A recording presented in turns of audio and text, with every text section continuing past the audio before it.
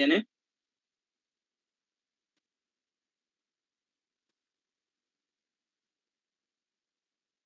Ya, perfecto. Ya, perfecto. Ok, chicos. Denme 2 minutos para poder continuar. ¿Sí? 1 minuto, por favor, 1 minuto. Voy a tomar agua.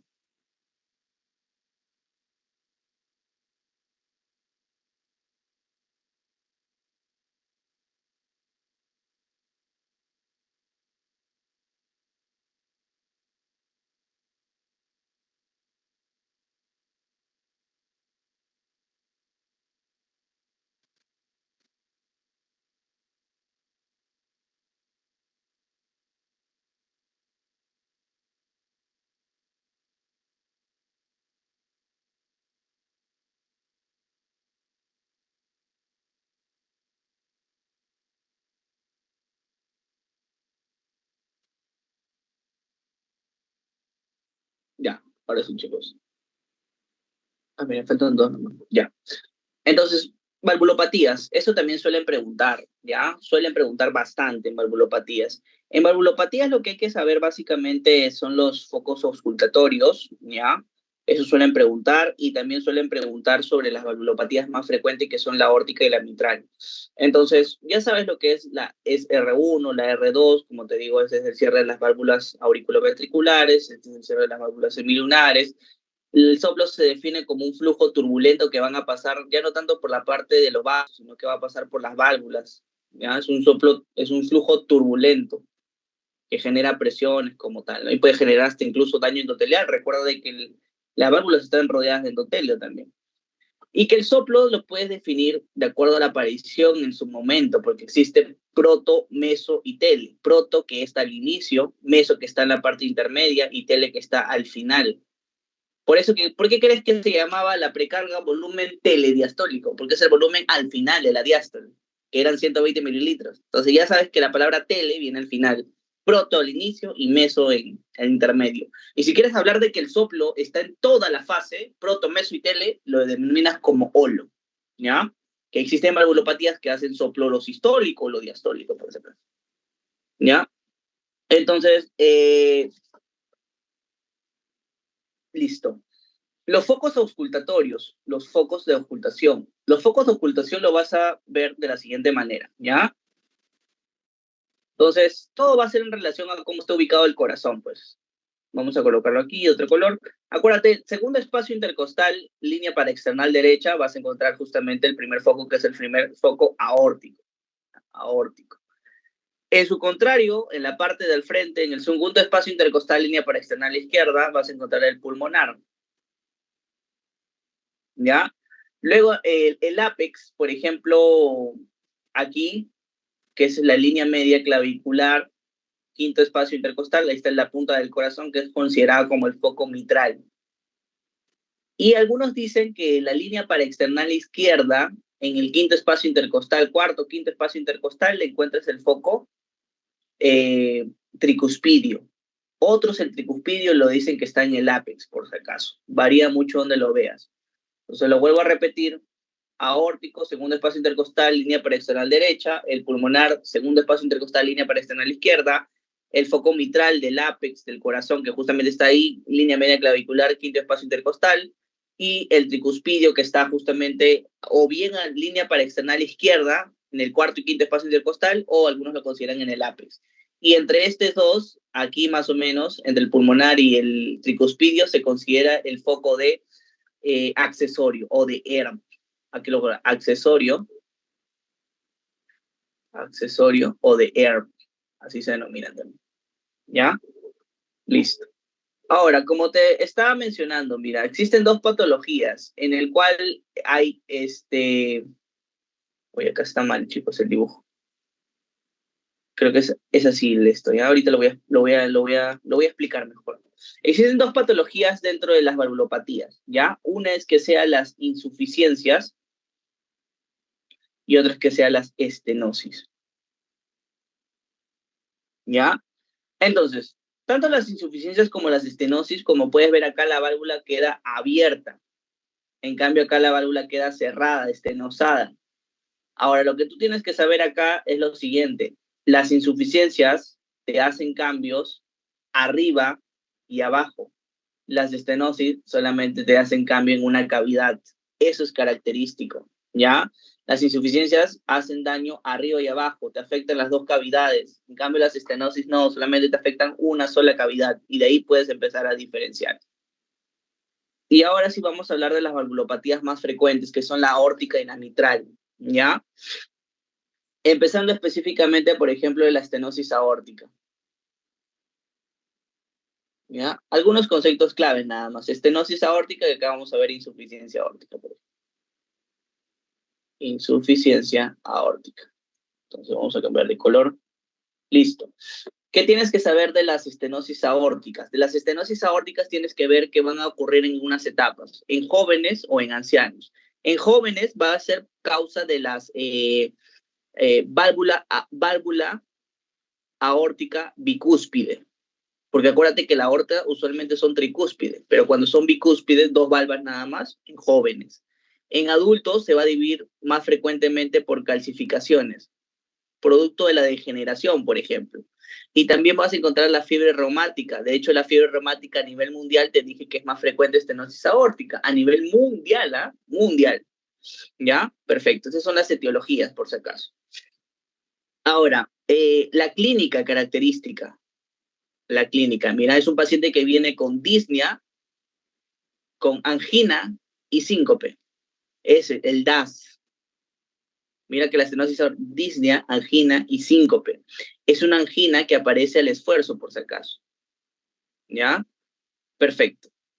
Y esta clínica muy característica lo vas a encontrar más en los varones, por si acaso. Es un datito muy importante. Con respecto a la parte del examen físico de la estenosis aórtica, vas a encontrar un pulso que es denominado un pulso tardus, es un pulso pequeño, por si acaso, tardus, ¿ya? Pero también va a ser parvus. Como lo hemos visto hace un rato, ¿ah? Pulso tardus parvus, estenosis aórtica, ¿ya? ¿Qué más?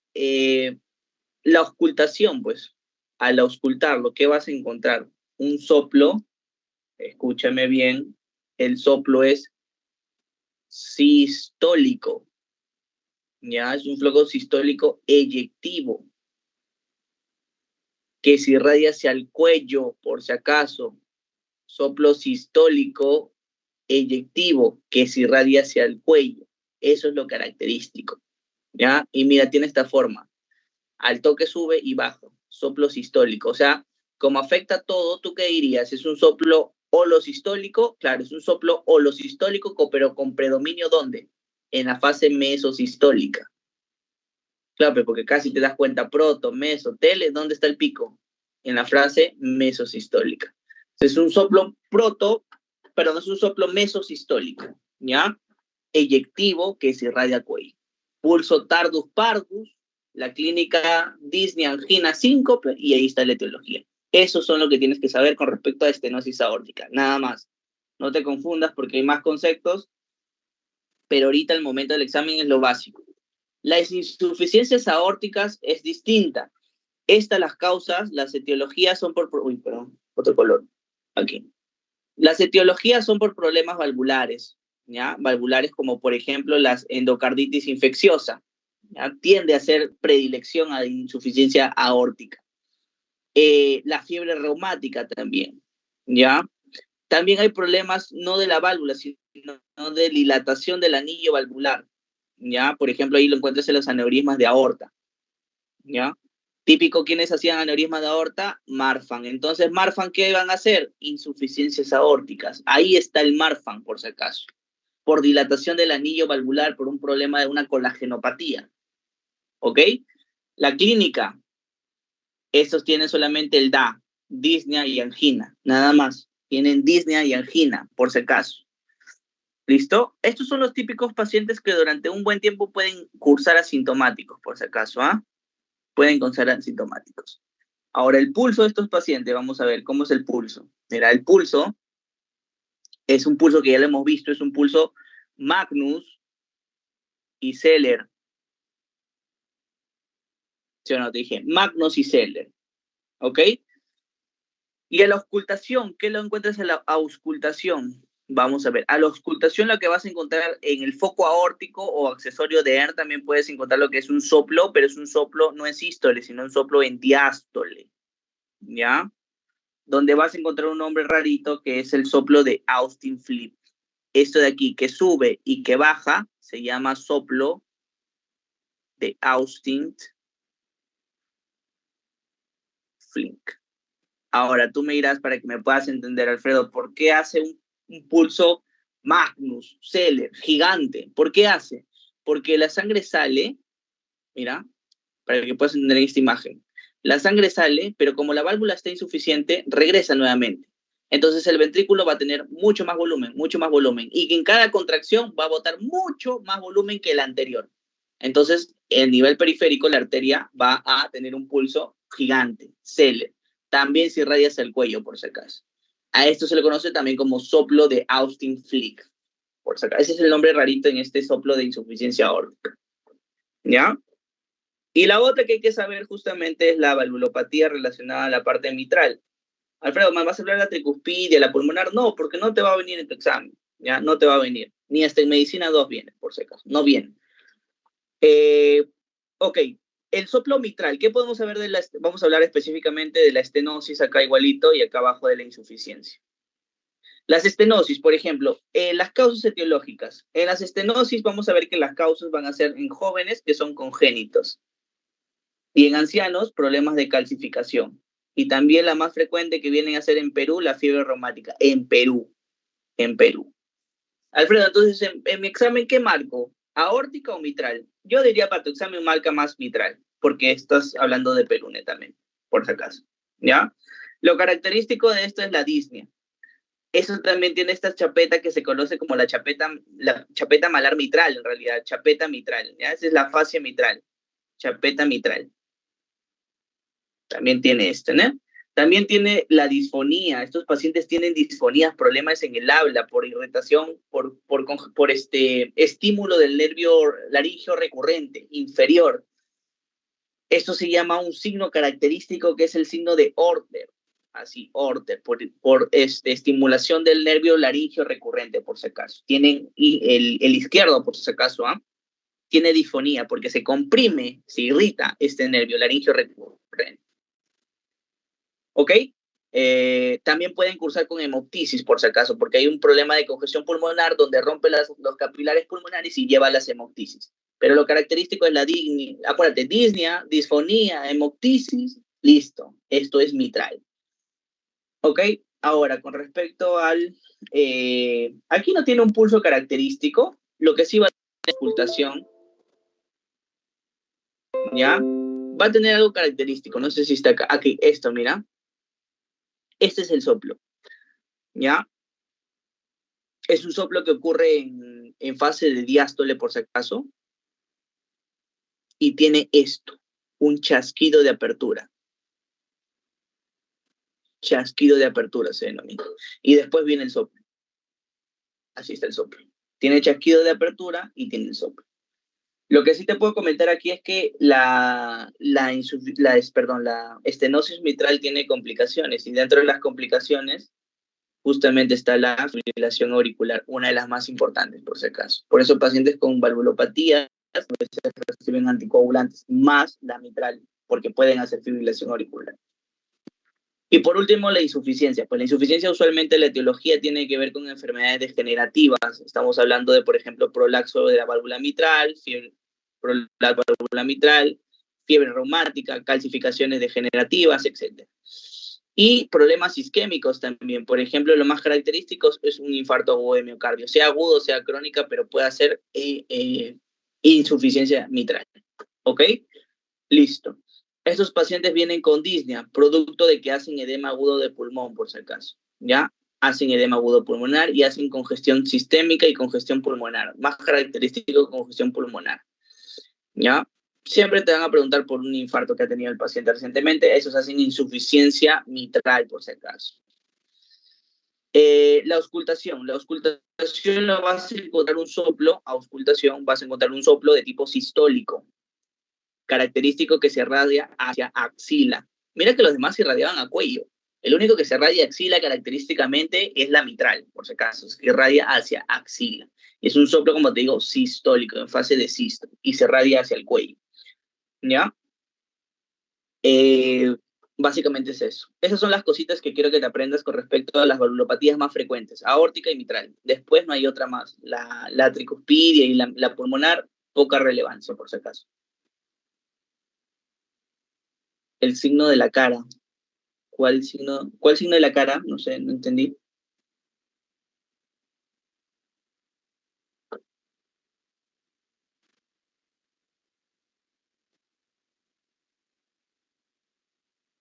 ¿El de Horner te refieres?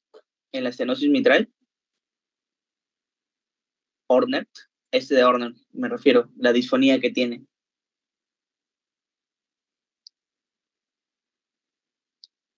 Ya. Me imagino que es ese que te refieres. A ver, chicos. Después de Disney, dice.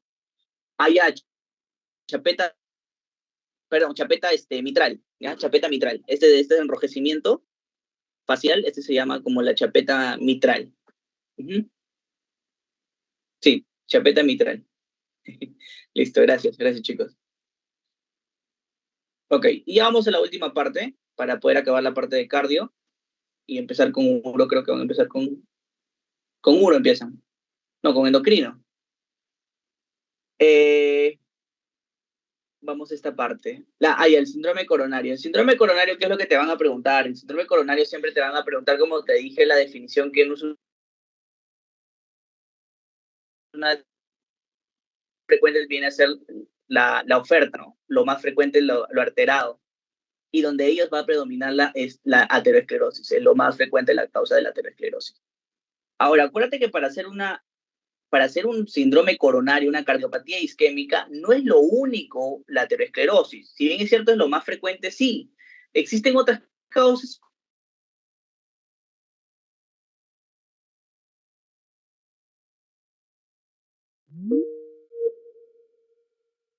Disminuye o la disminución propia del oxígeno cuando estás en pacientes que viven en altura. O sea, no todo es aterosclerosis, pero sí es la causa número uno, como te digo. ¿Ya? Entonces, mira las alteraciones que va a haber que te mencioné. Mira, decae el ATP, es la alteración bioquímica, cae el ATP principalmente. Ahí está la isquemia y da la característica del dolor anginoso.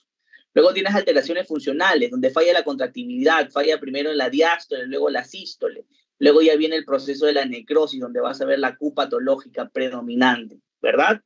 Ahora, mira, existen factores de riesgo para la hipertensión arterial. Estos son los estudios de Framingham que se han hecho. Los factores de riesgo van a ser los no modificables y los modificables. Los no modificables no vas a modificar el sexo, que es más frecuente en varones. No vas a modificar la edad, que va entre un rango de unos 45 a 55 años, ¿no? Luego no vas a modificar tampoco la genética, ¿ya? No vas a modificar la raza. Se dice que son más frecuentes las razas afrodescendientes. Afrodescendientes, los de raza negra.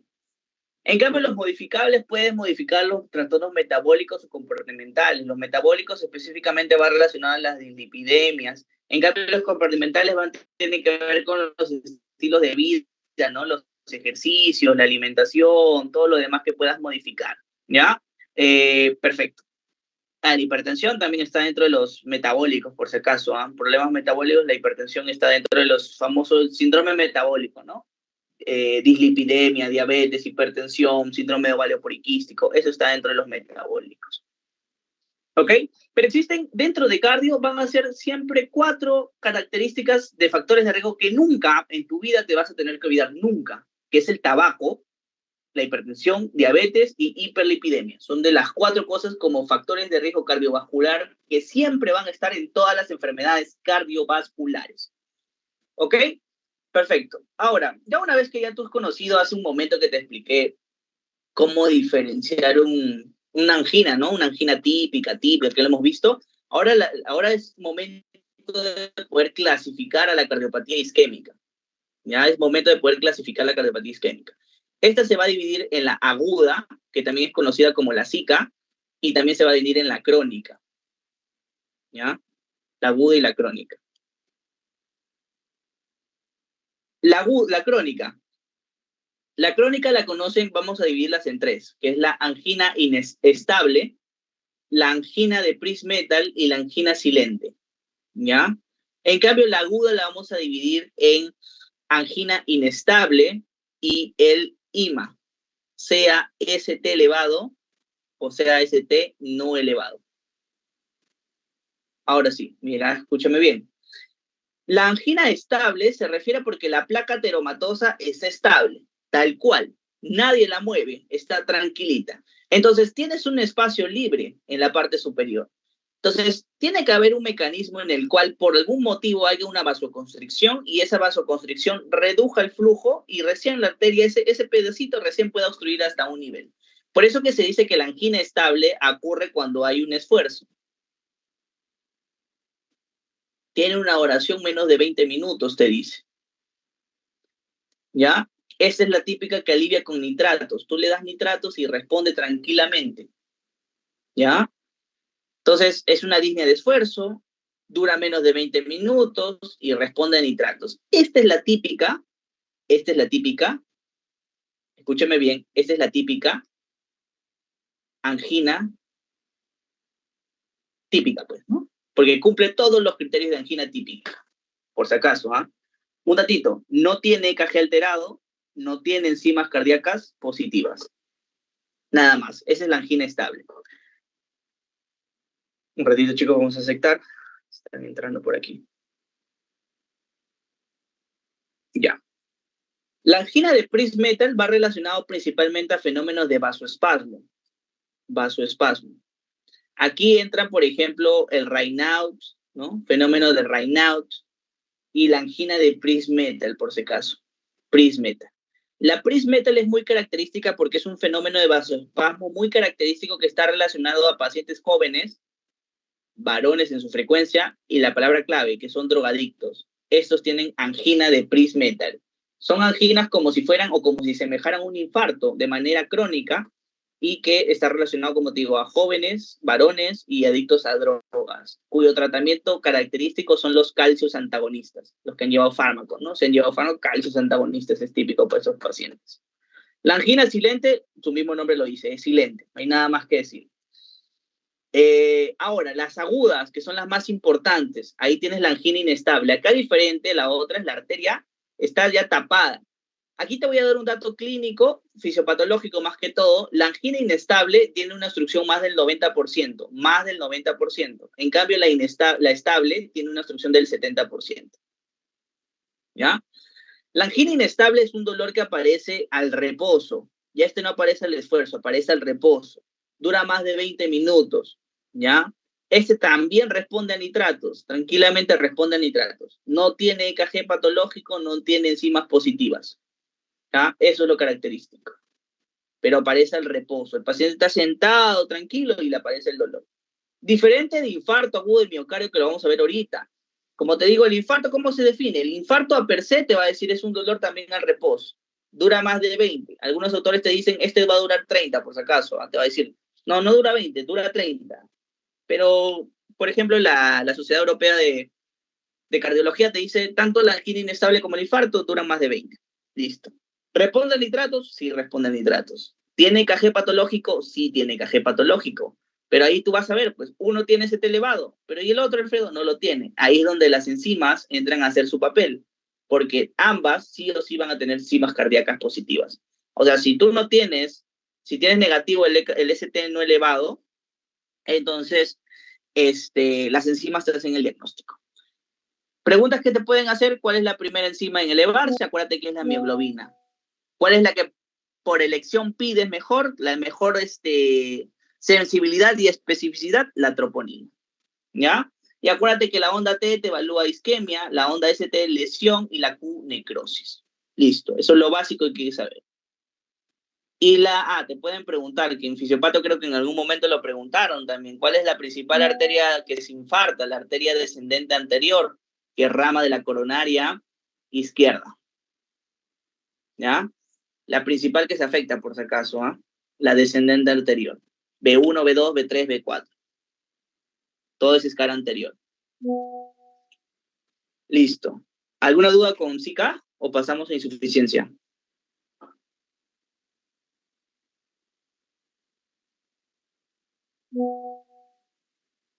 Ok, perfecto. Pasamos entonces a insuficiencia. Las insuficiencias cardíacas, mira, las insuficiencias cardíacas se va a definir como la incapacidad del corazón de activar como bomba, o sea, no actúa bien como bomba, por lo tanto no va a bombear adecuadamente, por lo tanto no va a botar mucho volumen y el volumen no va a llevar a los tejidos y te afecta el metabolismo celular, ¿ya? Por eso que las insuficiencias cardíacas también llegan a hacerse un tipo de shock un shock cardiogénico, ¿no? Por insuficiencia cardíaca. Ahora, las etiologías. Mira, las etiologías de la insuficiencia cardíaca son principalmente la cardiopatía isquémica, la hipertensión arterial, problemas valvulares, miocardiopatía, ¿no? Son las principales. Y las cardiopatías congénitas en niños. Ahora, como te dije, tienes insuficiencias cardíacas de fracción de eyección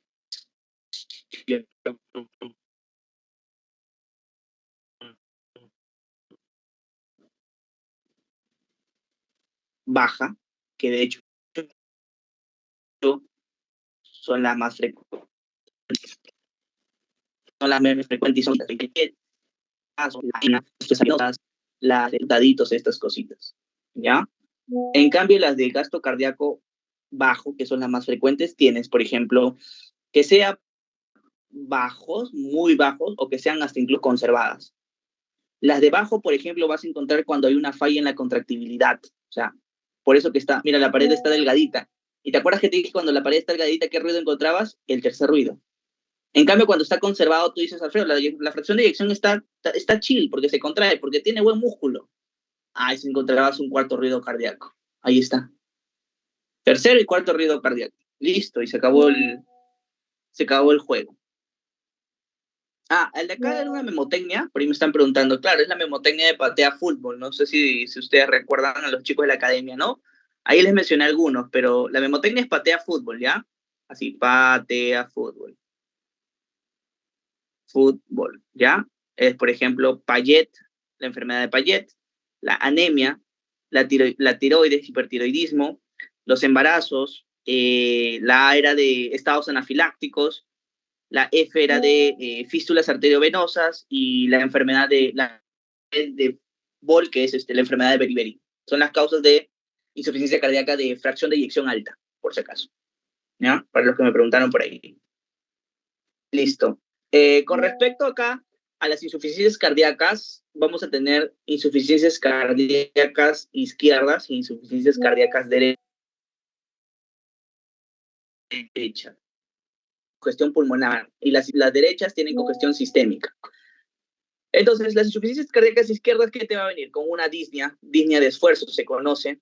Va a venir también con ortopnea, va a venir con disnea paroxística nocturna, va a venir con edema agudo pulmonar y va a venir con síntomas de bajo gasto cardíaco. ¿Por qué? Porque todo se está yendo a los pulmones y nada está saliendo por el corazón. Entonces, tiene astenia, fatiga, cansancio. En cambio, la insuficiencia cardíaca derecha tiene más congestión sistémica. O sea, estas son las que hacen ingurgitación yugular, son las que hacen hepatomegalia, son las que hacen reflujo hepatoyugular, son las que hacen edema de miembros inferiores, son las que hacen ascitis, ¿ok? Son las que hacen derrame pleural, ¿ya? Derrame pleural. Listo. Ahora, vamos a borrar esta parte, si lo has apuntado ya. Ahora, existen unos criterios que salieron, que son justamente los criterios de Framingham, que te permiten catalogar. Son los criterios de Framingham, Framingham se escribe, ¿ah? Framingham modificado. Estos, chicos, son los famosos criterios que te van a permitir identificar tu caso clínico. Son muy importantes estos, ¿ok? ¿Por qué? Porque existen los criterios mayores y menores. Hasta incluso, chicos, a mí que me gusta cardio, por ejemplo, no me aprendo los menores porque lo hago por descarte. Sería solamente aprender de los mayores. Y lo único que tienes que hacer es predecir, ¿ya? Predecir, esa es la memotecnia. Tienes que predecir una insuficiencia cardíaca. Entonces, la predecir es la P de ¿qué? P de presión venosa yugular, que tenga que ser mayor de 16 milímetros de mercurio. La R, que tiene que ser reflujo hepatoyugular. La otra, la E, que tiene que ver con edema agudo pulmonar, que es bilateral. La D, de disnea paroxística nocturna. La E, que son los estertores crepitantes. O sea, esto te evidencia la congestión que hay a nivel pulmonar. La C, de cardiomegalia, un índice cardíaco mayor de 0.5 en adultos, mayor de 0.6 en niños, por ejemplo. La I, de ingurgitación yugular, y la R, de ritmo de galope, un R3 y un R4. Esto tú encuentras en tu caso clínico, porque tal cual te lo van a decir, es insuficiencia cardíaca. Alfredo, ¿y los menores? Bueno, ya los menores lo haces por descarte, pues ortopnea es menor, disnea de esfuerzo es menor, cefalea es menor. ¿Ok? Eso es un derrame, que es distinto de edema agudo pulmonar, es menor. ¿Ya? A ver, hay una pregunta, la E y la D. Lo vuelvo a repetir, ¿ya? La P, presión venosa yugular. La R, reflujo hepatoyugular. La E, edema agudo pulmonar. La D, disnea paroxística nocturna. La E, estertores crepitantes. La C, cardiomegalia. La I, ingurgitación yugular. Y la R, ritmo de galope. ¿Ya? Perfecto. ¿Quedó claro, Jiménez? ¿Sí? Ya, listo, genial. Y por último, te voy a hablar de la clasificación de la insuficiencia cardíaca. Realmente la insuficiencia cardíaca ha sido estudiado por diversas guías. De hecho, influye mucho en las guías americanas, las europeas también. Pero te habla mucho de los estadios que van a haber cambios, ¿ya? En otras palabras, van a haber cambios. Y los cambios se dividen tanto en funcionales como estructurales. Pero más los funcionales. Y los funcionales tienen que ver con la disnea, pues. Con los grados de disnea, de la New York Heart Association que te dije, grado 1, grado 2, grado 3, ya, eso es de la NIJA, pues. Cambios funcionales, ¿ya? Uno que te dije, a grandes esfuerzos, a moderados esfuerzos, a leves esfuerzos y al reposo. Y los estructurales tienen que ver con una falla directamente ya de la anatomía cardíaca. Listo, nada más. ¿Ya? Un cambio en la anatomía cardíaca. Ahora, vámonos a la última parte que tiene que ver con las enfermedades de pericardio. Aquí rapidísimo, es básicamente recalcar lo que hemos visto hace un ratito. Perdón, voy a subir esta parte. Ahí está. Ahora sí. Enfermedades de pericardio. Enfermedades de pericardio, recuerda que el líquido pericárdico, pues, ¿cuánto se produce el líquido pericardio? De 10 a 15 mililitros, ¿ya? Es lo que normalmente se produce el líquido pericárdico al día. Ahora, el líquido pericárdico tiende a reabsorberse, perdón. Un ratito, chicos, vamos a aceptar, están entrando. Ok.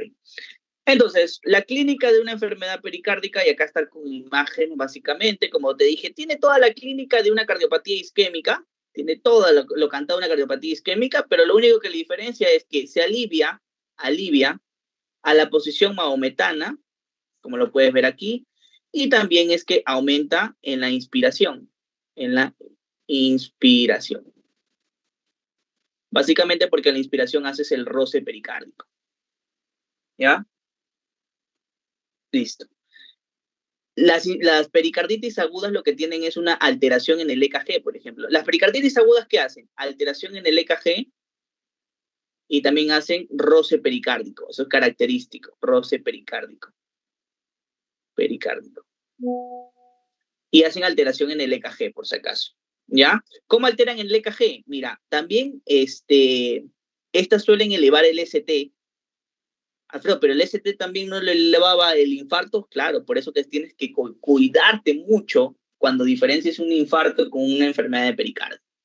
¿Ya? El estadio 1 tiene elevación del ST, por ejemplo. El estadio 2 se normaliza. El estadio 3 cae la T, se deprime la T y el 4 está normal.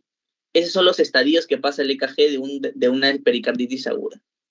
Y por el otro lado tienes justamente las enfermedades de pericardio, como una pericarditis constrictiva. Como te dije, en las pericarditis constrictivas,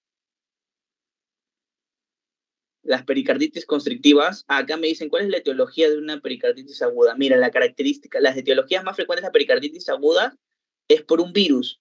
Mira, en realidad se dice que el 50% es idiopático. Así te dice la literatura. Pero si quieres hablar de un agente como tal, es viral.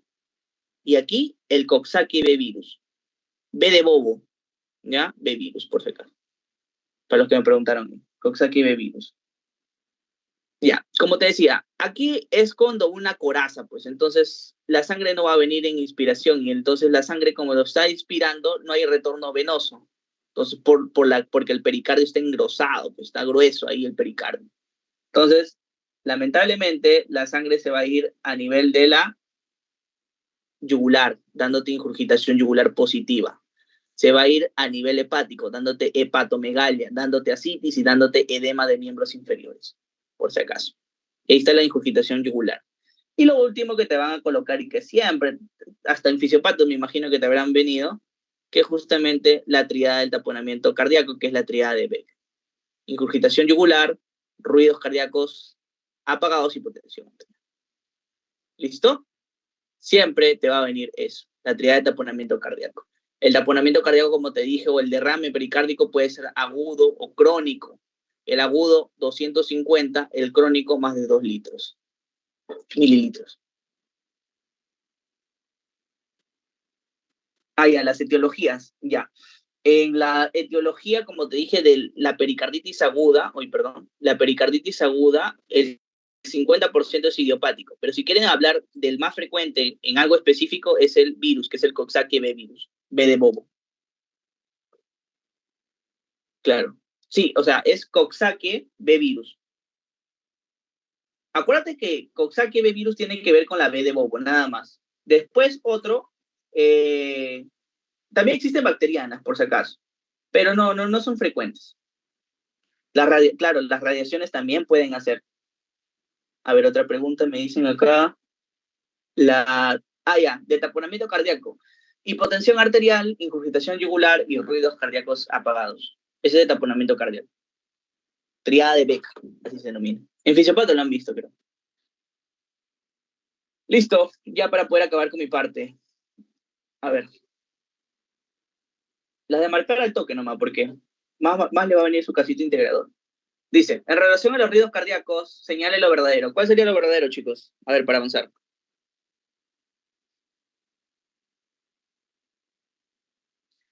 Me preguntaba por ahí, en el ruido, no, en el 2 y en el 4 están normales, por si acaso, Luz. En el 1, elevación de CT, en el 2 normal, en el 3 depresión del T y en el 4 normal nuevamente. Sí, así es la. Ya, chicos, les decía, aquí en esta parte, ¿cómo sería? ¿Cuál sería la respuesta de la primera? Les dije, chicos, eso sí o sí va a venir. ¿Qué me dice?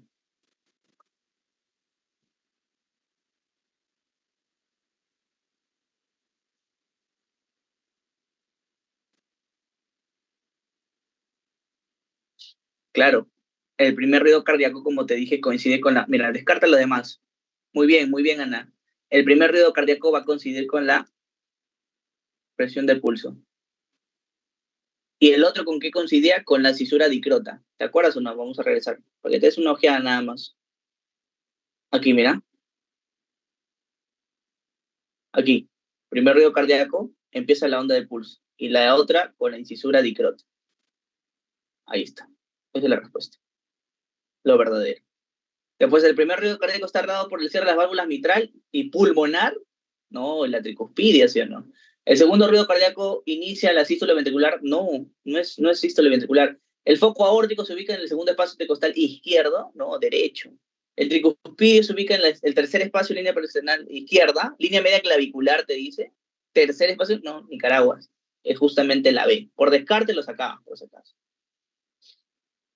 No es un factor de riesgo no modificable para enfermedades cardiovasculares, no modificable la dislipidemia, ¿no? Lo demás sí es no modificable, ¿no? Excepto te dice. No, pues te dice no. ¿Ok? Ahí estaba marcado. El otro. Te dice, con respecto al ciclo cardíaco y el examen físico en cardio, todo es correcto excepto una, te dice. Hay una que no es correcta. ¿Cuál sería, chicos? Muy bien, la B. Exacto, mira, por descarte con lo que te dije, lo hacía, ¿sí o no? Te dice, el cuarto ruido cardíaco por contracciones de los ventrículos, no, de las aurículas era, ¿sí o no? Listo, me alojo nomás. Y por último, antes de pasar al caso integrador, aquí hay otras preguntas más. Señores, ¿cuáles son las siguientes afirmaciones en relación a una insuficiencia cardíaca congestiva? Es falsa, te dice. Es falsa dentro de las insuficiencias cardíacas congestivas. A ver, ¿qué te dice? ¿Cuál sería, chicos? ¿La A, la B, la C o la D? ¿O la E? Es falsa, ¿eh? Falsa, falsa. Errónea, falsa, no va. Nicaragua, descartas. ¿Cuál sería? El derrame pleural es signo de insuficiencia cardíaca izquierda, como la derecha, claro. La nicturia es un síntoma frecuente de insuficiencia cardíaca, claro, porque todo se está reteniendo en el corazón. Puede aparecer edema periférico en ausencia de signos de insuficiencia cardíaca derecha. Los estertores basales pueden producirse de causas diferentes de insuficiencia cardíaca. ¿Qué te dice la E? Lee la E. La congestión hepática e ingurgitación yugular rara vez se acompaña de insuficiencia cardíaca derecha. O sea, te está diciendo la insuficiencia cardíaca nunca va a tener congestión hepática, no va a tener congestión, rara vez te dice. No, o sea, son congestiones sistémicas estas. Insuficiencia cardíaca derecha es congestión sistémica. Por lo tanto, sí o sí va a haber congestión hepática, va a haber ingurgitación yugular, va a haber ascitis, va a haber edemas de miembros inferiores, porque son congestiones sistémicas. Y te dice la falsa. Muy bien, por ahí me habían dicho, ¿no? Andrea, creo que me había dicho. Perfecto. Ahora, según la historia clínica del aparato cardiovascular, marca la alternativa correcta. ¿Cuál sería la alternativa correcta, chicos, en esta última? Que ha venido en 3 años consecutivos, vino para marcar esta. Muy bien, la D, la obesidad. Muy bien, perfecto. La obesidad, dislipidemia, diabetes, hipotiroidismo predispone al desarrollo de enfermedades cardiovasculares. Perfecto. Ahora sí, nos vamos a la parte de el caso clínico integrador del ciclo pasado. Mira, como les dije, esto es cosas de poder integrarnos. Paciente varón, ya está, varón, más frecuente de enfermedades cardiovasculares. Adulto, listo, enfermedades crónicas, ¿no? Antecedentes de hipertensión, te dije las 4, hipertensión, diabetes, dislipidemia, tabaco. Ahí está lo que te estoy diciendo, ¿ya? Controlado desde hace muchos años. O sea, es una hipertensión controlada desde hace muchos años. Refiere sensación de falta de aire, disnea, en las actividades cotidianas como subir escaleras, o sea, cotidianas. ¿Qué grado dirías? 1, 2, 3 o 4. Mira, te dice falta de aire en las actividades cotidianas al subir escaleras. ¿Qué dirías, según tu criterio? 1, 2, exacto, muy bien, un 3. ¿Sí o no? Al leve esfuerzo. Muy bien, por ahí, ¿quién me dijo el 3? Jiménez, perfecto, el 3. Desde hace 2 semanas y media. O sea, ya tiene un tiempito, ¿no? Refiere últimamente que se despierta de manera brusca, porque no tolera el decúbito. ¿Cómo se llama eso, chicos? ¿Cómo se llama eso? ¿Cómo se llama eso? Por favor, en el chat. ¿Cómo se llama se despierta de manera súbita, porque no tolera el decúbito? Escúchame. Se despierta. Mira. Se despierta. Por favor. Muy bien, exacto. Ahí yo sabía que se iban a confundir. Sabía que se iban a confundir ahí. Exacto. Te dice se despierta. O sea, ya estaba ZZ. Como te dije, uno es que no se puede echar, otro es que se despierta súbitamente. Y justamente te dicen acá cómo se denomina el evento que se despierta de manera brusca porque no tolera el decúbito. Ya ves. Muy bien, exacto. Tendríamos que leer bien, ¿ya? Perfecto. Se despierta, ¿ya? Luego dice, el examen físico se presenta en fase disneica, ingurgitación yugular, reflujo hepatoyugular positivo, hipertenso, grado 2 incluso, frecuencia cardíaca 92, frecuencia respiratoria 24. Se le oculta un tercer ruido de galope. Si ves un tercer ruido de galope, chicos, ¿el ventrículo está grueso o delgado? ¿Cómo está el ventrículo? ¿Qué me dice? Tercer ruido. Delgado, muy bien, perfecto. Me alegra que hayan comprendido. Porque va a hacer vibrar las paredes, ¿no? El ventrículo está delgado. Multifocal. Y en los pulmones ocultan crépitos. O sea, ya tiene congestión pulmonar. Y la congestión siempre es bilateral. En bases pulmonares, claro, se afectan las bases. Por eso que en la radiografía tú ves el signo de alas de mariposa. Tiene sibilancias difusas y edema de miembros inferiores. O sea, te está hablando de que este paciente, en otras palabras, tiene congestión pulmonar, insuficiencia cardíaca izquierda, y con el edema de miembros inferiores. con el reflujo hepatoyugular, con la ingurgitación yugular, te está hablando de congestión sistémica, o sea, tiene insuficiencia cardíaca derecha. En conclusión, una izquierda te lleva a una derecha, sí. ¿Cómo se llama eso? Insuficiencia cardíaca congestiva. Está congestionado, ¿ya? ¿Qué síndrome presenta el paciente? Síndrome de insuficiencia cardíaca. Eso es lo que tiene. Eso es lo que tiene. Ahora te preguntan, acá en la C, ¿cómo se denomina el evento que se despierta? Ya sabes, disnea paroxística nocturna. Ahora te dice, ¿cuál sería la causa de este síndrome? ¿Cuál creen que sea ustedes, chicos? ¿Cuál es la causa de este síndrome? ¿Cuál creen que sea?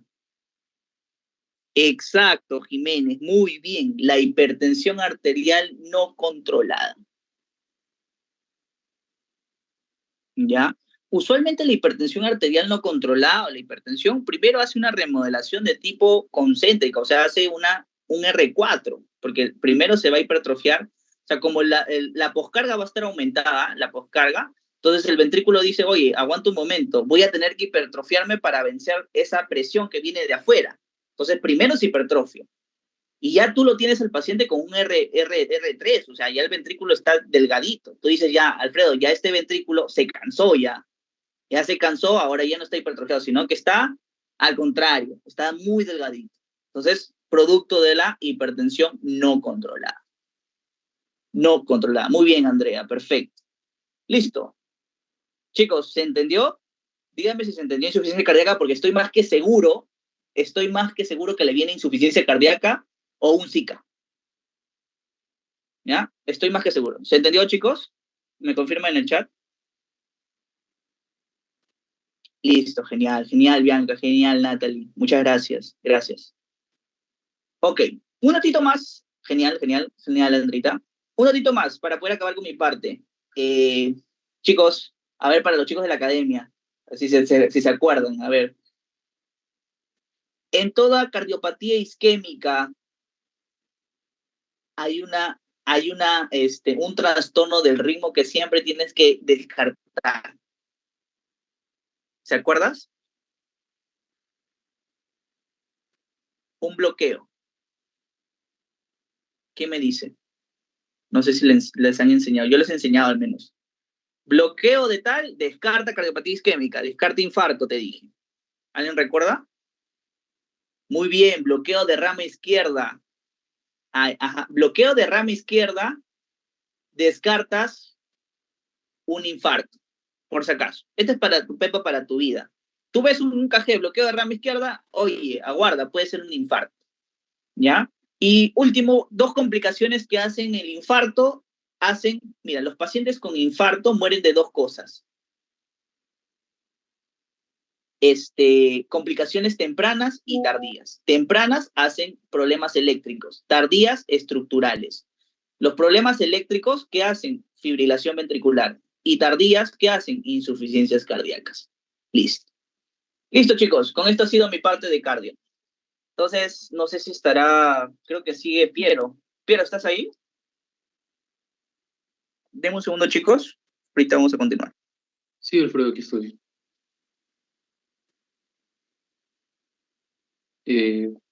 Ahorita ya, listo. Ahí te doy para que compartas. Sí. No.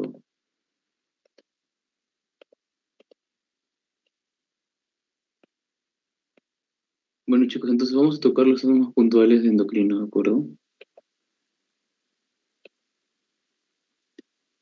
Bueno, vamos a empezar con síndrome de Cushing. Recuerden que la definición del síndrome de Cushing es que es una enfermedad que se caracteriza por un exceso de una hormona llamada el cortisol. ¿De acuerdo? Ahora la etiología. La etiología son de dos causas. Puede haber un Cushing exógeno y un Cushing endógeno. La causa más frecuente de síndrome de Cushing es el Cushing exógeno, ¿sí? Es la causa más frecuente de síndrome de Cushing.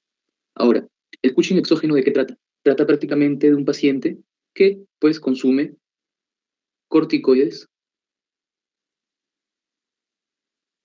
exógenos, ¿de acuerdo? O sea, se mete su prednisona, ¿no? sometilprednisolona de manera exógena en cantidades excesivas y por varios días, y eso te lleva obviamente a un síndrome de Cushing. Eso también es conocido como el síndrome, como el Cushing iatrogénico. ¿De acuerdo? Iatrogénico. Luego tenemos el síndrome de Cushing endógeno.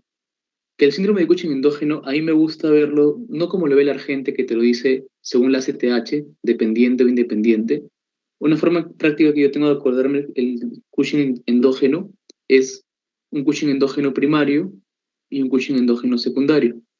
En el primario es cuando hay una falla en la misma glándula, por lo que esta glándula produce bastante cortisol. Por ejemplo, en lo primario tenemos clásicamente una neoplasia suprarrenal. Y en cambio en el secundario es cuando hay una producción de ACTH que vienen de lugares. Por ejemplo, podemos tener una causa secundaria como una producción de ACTH pituitario.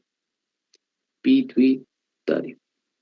O puede ser una producción también de ACTH ectópico. En cuanto a la producción de ACTH pituitario, esto tiene un nombre.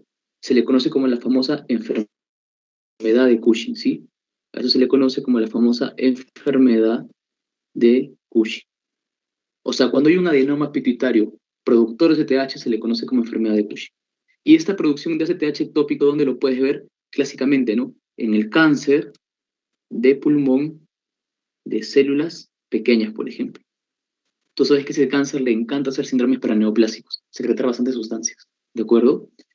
Entonces, si te preguntan, por ejemplo, si la pregunta fuera, ¿cuál es la causa más frecuente de síndrome de Cushing endógeno? Sería enfermedad de Cushing. Esta es la causa más frecuente, pero de Cushing endógeno, ¿sí? Solo de endógeno, chicos. Si te preguntan síndrome de Cushing a secas, es el iatrogénico por corticoides exógenos. Ahora, como puedes ver aquí, tu tarjeta te lo divide en dos, ¿no? ACTH dependiente y STH independiente. El DSTH dependiente quiere decir que es prácticamente como el secundario, ¿no? Que te acabo de decir acá, ¿no? Míralo de esa forma. Donde te dije, ¿no? Enfermedad de Cushing, que es un tumor pituitario que secreta STH, y una secreción ectópica que te dije, ¿no? El cáncer de pulmón de células pequeñas.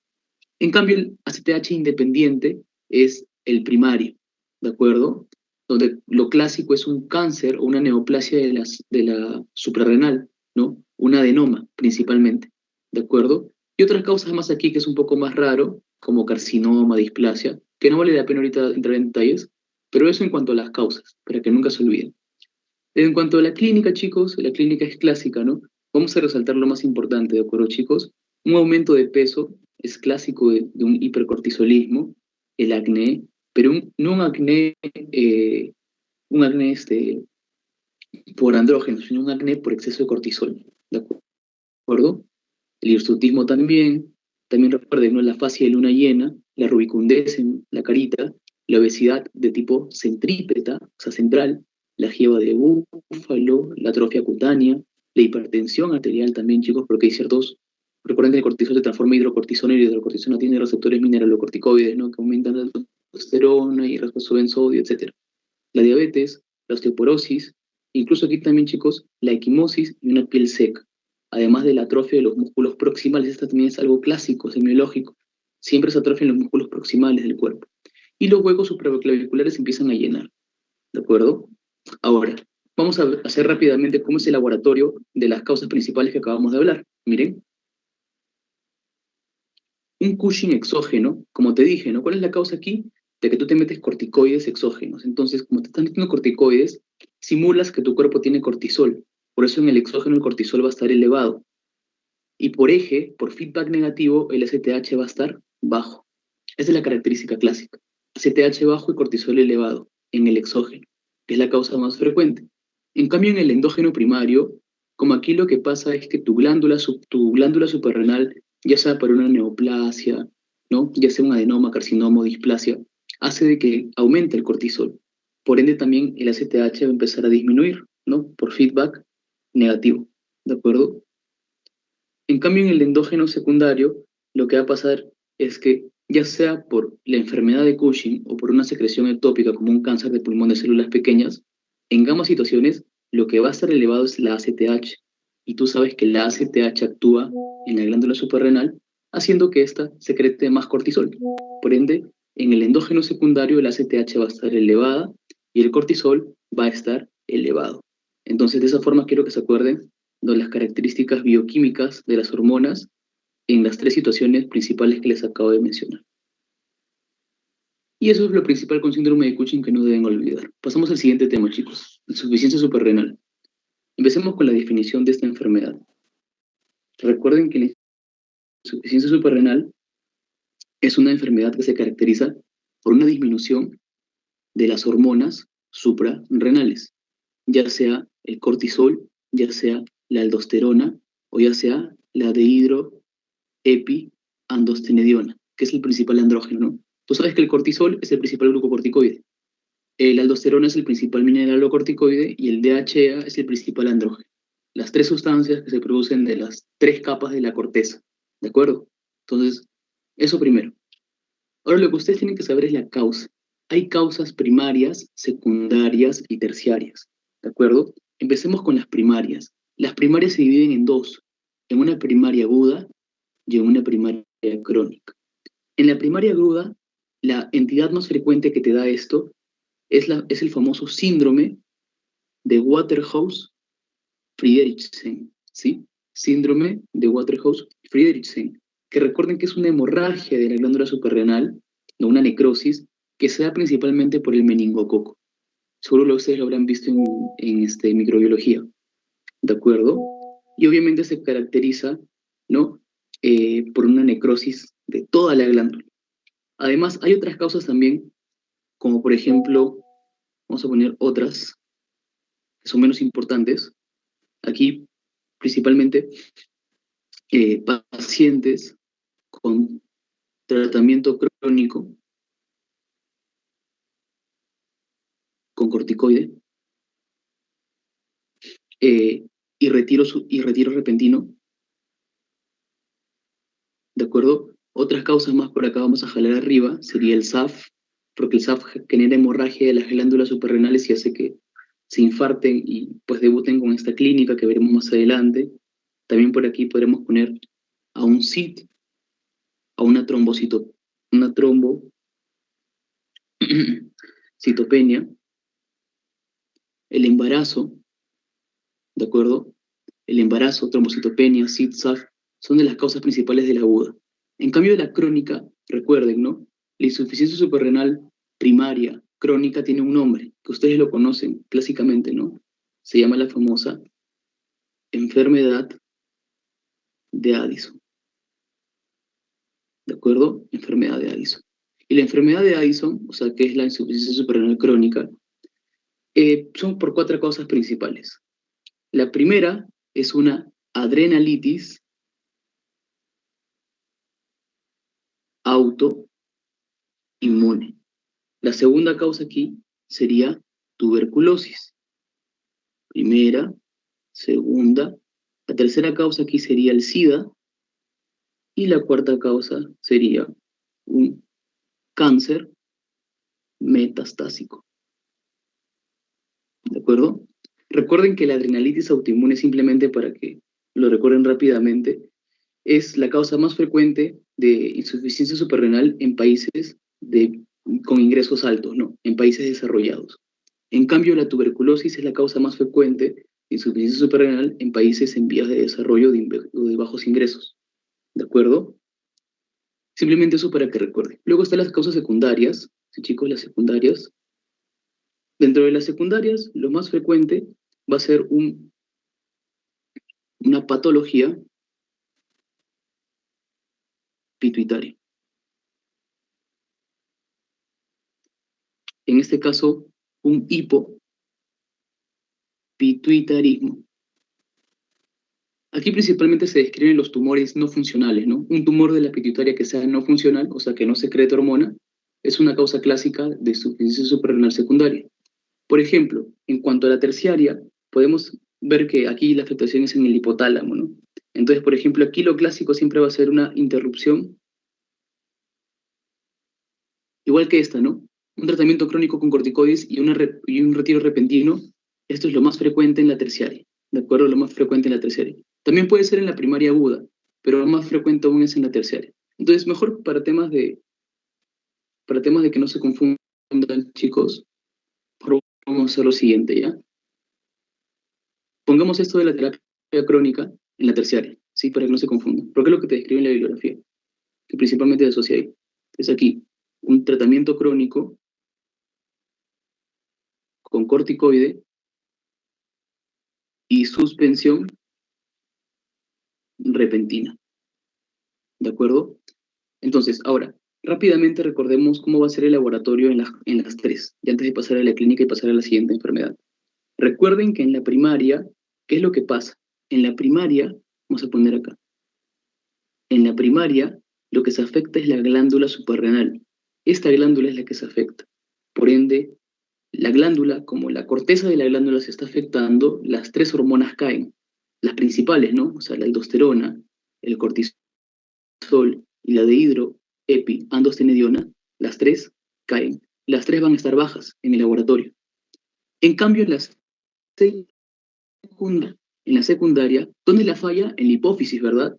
Entonces, si hay una falla en la hipófisis, ¿qué es lo que va a disminuir? Lo que va a disminuir es la ACTH. Entonces te va a llevar al siguiente laboratorio. La aldosterona va a estar normal, el cortisol va a estar bajo y la DHEA va a estar bajo también. Ahora, ¿por qué la aldosterona está normal? Recuerden que la aldosterona, AGS significa glándula suprarrenal, luz. Bueno, entonces, lo vuelvo a repetir, la primaria es la afectación, en la primaria se afecta la glándula suprarrenal. Recuerden que todo trastorno primario es de la misma glándula, de la que se está conversando. ¿Sí? La secundaria es una falla en la hipófisis. Y recuerden, ¿no? Como falla en la hipófisis, disminuye el ACTH y disminuye el cortisol y disminuye la dehidroepiandrosterona. Pero ¿por qué no disminuye la aldosterona? Porque si ustedes recuerdan sus ciencias básicas, eh, el estímulo que hace que la aldosterona se secrete principalmente no es la ACTH, sino es la angiotensina 2. Por eso es que la aldosterona aquí va a ser normal, porque aquí no se está afectando la angiotensina 2, solamente la ACTH.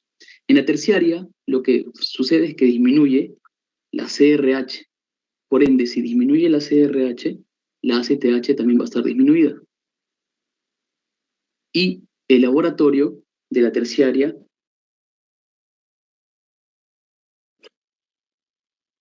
una aldosterona normal, un cortisol bajo y una DHEA baja. ¿De acuerdo? ¿Por qué? Porque como les vuelvo a mencionar, la aldosterona tiene que ver más con angiotensina 2 que con la ACTH. Por ende, en la secundaria y en la terciaria la aldosterona siempre va a ser normal. ¿Sí? Ahora, en cuanto a la clínica, ¿qué es lo que tienen que acordarse principalmente? Miren, lo principal en la clínica aquí, chicos, siempre va a ser el adelgazamiento, la astenia, ¿de acuerdo? Antes de pasar esto, mire, algo que les quiero decir rápidamente es que la clínica se da principalmente cuando se destruye el 90% de la corteza. Cuando el 90% de la corteza está destruida, ahí recién se presenta la clínica. Y la clínica principal va a ser la astenia, la debilidad, el mareo, la anorexia y la pérdida de peso, ¿sí? La astenia, debilidad, mareo, anorexia y pérdida de peso son los síntomas principales, ¿de acuerdo? Ahora, para seguir resaltando aquí la tablita, otra cosa más, como les dije, ¿no? Mareo, adelgazamiento, astenia, anorexia, no sé si vómitos también podría haber, hiperpigmentación también, hipotensión, hiperpotasemia, piel seca, hipotonía muscular. Pero yo sé que ustedes obviamente no sé, quizás como es mucha la información, aprenderse toda esta tabla va a ser un poco complicado, ¿no? Entonces, aprendémonos como yo me lo aprendí de esta forma al menos, ¿no? O yo me lo sé de esta forma, como las famosas 3A y 3H. Las 3A significa la primera A de astenia, la segunda A de anorexia y la tercera A de adelgazamiento. Para que nunca se olviden la clínica, porque recuerden, ¿no? Que lo principal siempre va a ser la astenia, anorexia, adelgazamiento, ¿no? La pérdida de peso. Y las 3H es la primera H de hiperpigmentación, la segunda H va a ser de hipotensión y la tercera H va a ser de hiperpotasemia. ¿De acuerdo? Hiperpigmentación, hipotensión e hiperpotasemia. ¿Sí? Entonces, yo creo que con que se acuerden las 3A y las 3H está más que suficiente para su examen. ¿De acuerdo, chicos? Entonces, siguiente pregunta. No, siguiente tema. Prolactinoma. ¿Qué hay en cuanto a prolactinoma, chicos? Recuerden primero la definición. ¿Qué es el prolactinoma? Es un adenoma que produce prolactina. Así de simple. Adenoma productor de prolactina. Recuerden que los adenomas se dividen en dos tipos, ¿no? Un macroadenoma, que es cuando mide más de 1 centímetro, y un microadenoma, que es cuando mide menos de 1 centímetro.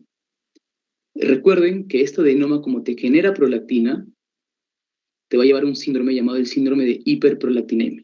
Y acuérdate que para que tú digas que sea hiperprolactinemia, en varones la prolactina tiene que ser mayor a 20 nanogramos sobre mililitros, y en mujeres la prolactina tiene que ser mayor a 25 nanogramos sobre mililitros.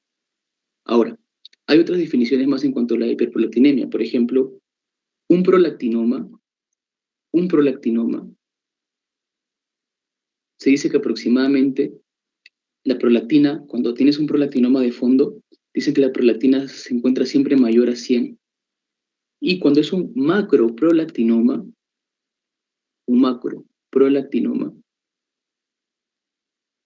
la prolactina suele ser mayor a 250. Ahora, la clínica. La clínica de este prolactinoma obviamente va a ser por la hiperprolactinemia, ¿no? Entonces la clínica se va a dividir según si es hombre o si es mujer. En el caso del varón va a haber una disminución de la libido. ¿Qué más? Va a haber también una disfunción eréctil y además también va a haber ginecomastia. Los 3 síntomas principales: disminución de la libido, disfunción eréctil y ginecomastia. En cambio, en mujeres lo que va a haber va a ser una oligo o amenorrea. También lo que puede haber son galactorrea. ¿De acuerdo? Y en ambos puede haber efecto de masa. Sí, en ambos, tanto en mujeres como en hombres, puede haber efecto de masa, principalmente cuando es un macroadenoma, ¿no? Tú sabes que cuando es macroadenoma hace más efecto de masa. ¿Y cuál es el efecto de masa? Prácticamente el famoso síndrome de hipertensión endocraniana, ¿no? Que se caracteriza por una tríada clásica, el cual es papiledema, cefalea intensa y vómitos explosivos. Además también, como crece tanto el adenoma, de manera supracelular puede comprimir el quiasma óptico y te puede generar un disturbio visual llamado hemianopsia bitemporal, que literal es, como pueden ver en la imagen, el paciente ve tal cual así. Los dos campos visuales ve la mitad, ¿sí? Hemianopsia bitemporal, ¿de acuerdo? Ahora, recuerden también que les podrían preguntar causas de hiperprolactinemia. Por ejemplo, hay causas fisiológicas. Aquí clásicamente se describe al embarazo. Por ejemplo, también el estímulo del pezón. Por ejemplo, en la lactancia materna, ¿no? También incluso el llanto del bebé. Dentro de las causas patológicas, obviamente tenemos aquí, aparte del prolactinoma, que es una de las causas, otras causas patológicas sería también un hipotiroidismo, una enfermedad renal crónica y una cirrosis. Y dentro de las causas farmacológicas, acuérdese de las 5A. La 5A de hiperprolactinemia. La primera A de antipsicóticos, la segunda A de antihipertensivos, la tercera A de antidepresivos, la cuarta A de ACOS, o sea, anticonceptivos orales, principalmente que sean de estrógenos, y la última A de antieméticos. ¿De acuerdo? Listo, terminamos con prolactinoma, chicos. Pasamos a acromegalia. La acromegalia es un síndrome clínico que resulta justamente de una secreción excesiva de hormona de crecimiento. La etiología lo puedes dividir en dos causas, no en una causa principal y en otras causas raras. La causa principal en el 95% de los casos, y que les podría venir en su examen, es un adenoma hipoficiario.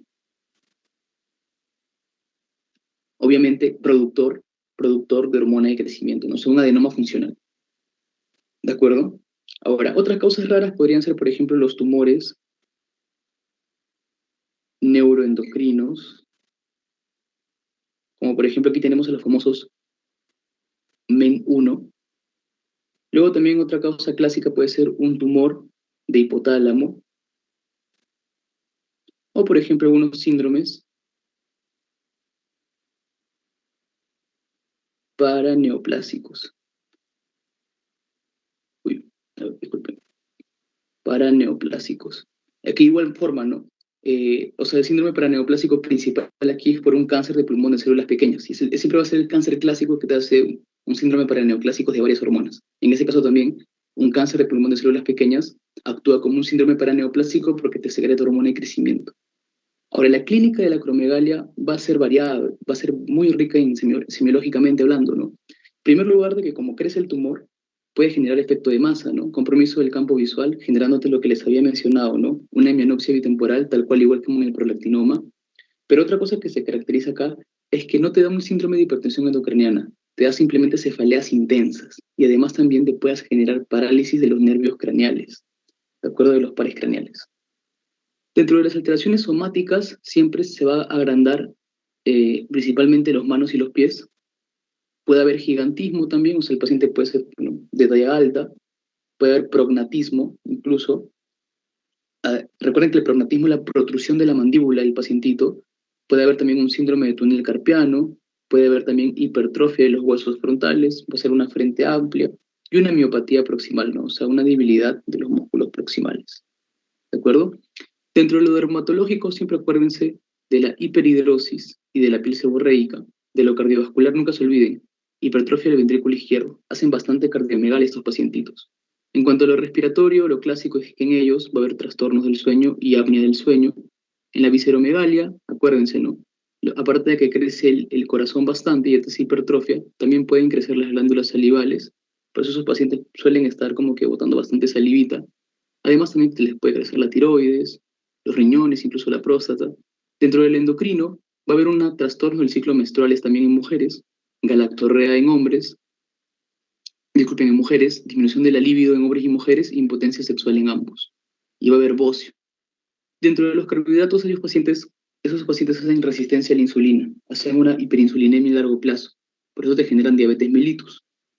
Además, también te hacen alteraciones de los lípidos, te generan una hipertrigliceridemia, también te generan una hipercalciuria, o sea, aumento de la expulsión de calcio por orina, y además también te pueden aumentar los niveles de aldosterona llevándote a cuadros hipertensivos incluso.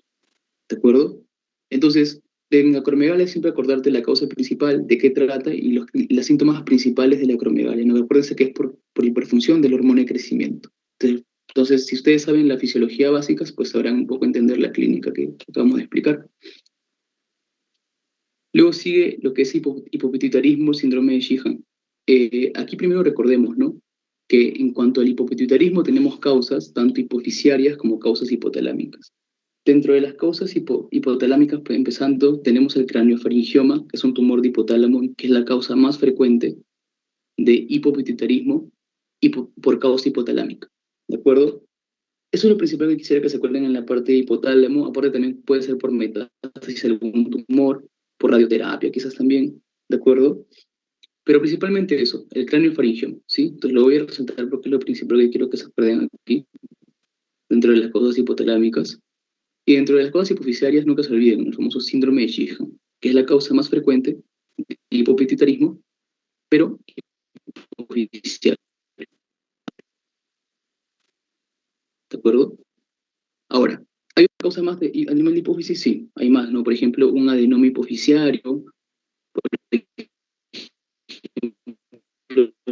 por una neoplasia. Recuerden que la apoplejía es importante. Recuerden que la apoplejía significa hemorragia de la glándula pituitaria. Entonces van a haber situaciones que hacen que los vasos se compriman y hay una hemorragia, ¿de acuerdo? Entonces también la apoplejía es algo que también tenemos que tener en cuenta. Ahora, vamos a ver un poco acerca del síndrome de Sheehan, ¿no? Porque es un tema principal de atención. Bueno, ustedes ya lo deben saber, ¿no? Recuerden que el síndrome de Sheehan es un infarto o apoplejía de la hipófisis.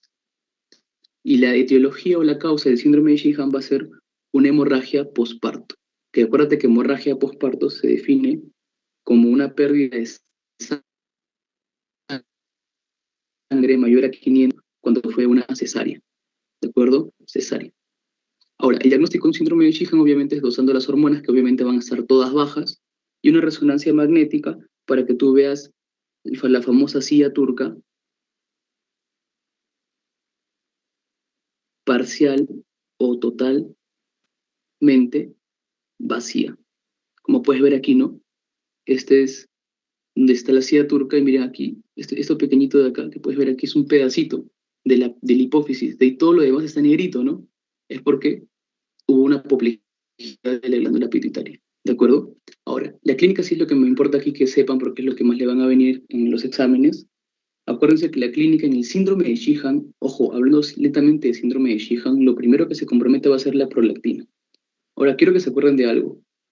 La prolactina solo se compromete primero, solo primero, en síndrome de Sheehan, ¿de acuerdo? Es un dato muy importante que tengan en cuenta, porque lo normal es que si hay otra causa de hipopituitarismo que no sea el Sheehan, lo normal es que lo primero sea la hormona de crecimiento, segundo esto, tercero esto. Lo he puesto justamente en orden en las que se afectan cada una de estas. Pero cuando es Sheehan, prolactina va a la cabeza y luego esto de acá sería segundo, tercero, cuarto, quinto.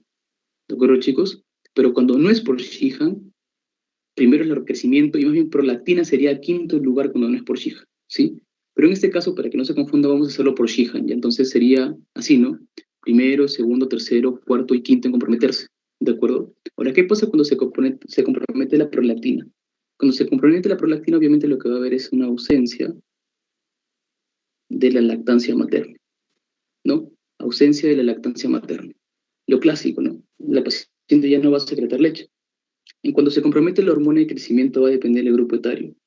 Si es en niños, o bueno, mejor dicho, en niñas, o en niñas, no, mejor dicho, se va a dar un enanismo pituitario. Y si es en adultos, si hay un hipopituitarismo en adultos, lo que tú vas a encontrar aquí es una disminución de la densidad mineral ósea. También lo que vas a encontrar aquí es una atrofia muscular, además también de aumento de peso. Cuando es una alteración de la LH y FSH que disminuyen, obviamente, acá todos, la clínica es por disminución de estas hormonas. Cuando cae la LH y FSH va a depender del sexo. Si es en mujeres, lo que va a haber es una amenorrea e infertilidad. Si es en hombres, lo que va a haber es una disminución de la libido, también va a haber una impotencia sexual, también podemos encontrar una disminución del vello púbico y axilar. Cuando es por disminución de la TSH, lo que vas a encontrar obviamente es un hipotiroidismo secundario, que se va a caracterizar principalmente por ganancia de peso, por constipación, o sea, estreñimiento, y por intolerancia al frío. O sea, clínica clásica de hipotiroidismo, ¿no?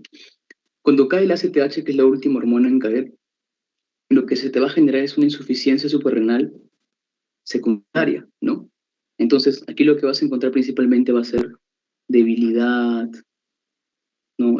Fatiga, pérdida de peso, también puedes encontrar disminución de la presión arterial, disminución de la glucosa, ¿no? Hipolisemia, ¿de acuerdo?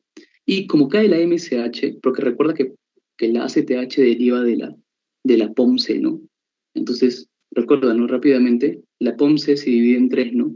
En las beta endorfinas, en la MSH y en la ACTH.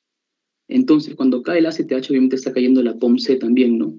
La POMC. Entonces, si cae la POMC, cae la beta endorfina y cae la MSH. Y como hay una caída de la MSH, lo que vas a tener aquí es que esos pacientes van a tener palidez de piel, ¿de acuerdo? Ahora sí, Esto es lo principal, ¿de acuerdo, chicos? Esto va a ser siempre lo principal en una clínica de hipopituitaria, para que nunca se olviden y lo tengan en cuenta. Ahora, rápidamente con neurohipófisis, el CIHAT. ¿Qué es el CIHAT o por qué se caracteriza el CIHAT? El CIHAT es un síndrome de secreción inadecuada de hormona antidiurética. Aquí lo que va a pasar es que va a haber un aumento en la secreción de ADH. ¿Cuál es la etiología del CIHAT? Son varias en realidad, resaltando principalmente las neoplasias, en este caso el cáncer de pulmón de células pequeñas. Como les dije, ¿no? Este cáncer le gusta secretar bastantes hormonas, y una de las hormonas que también secreta es el ADH.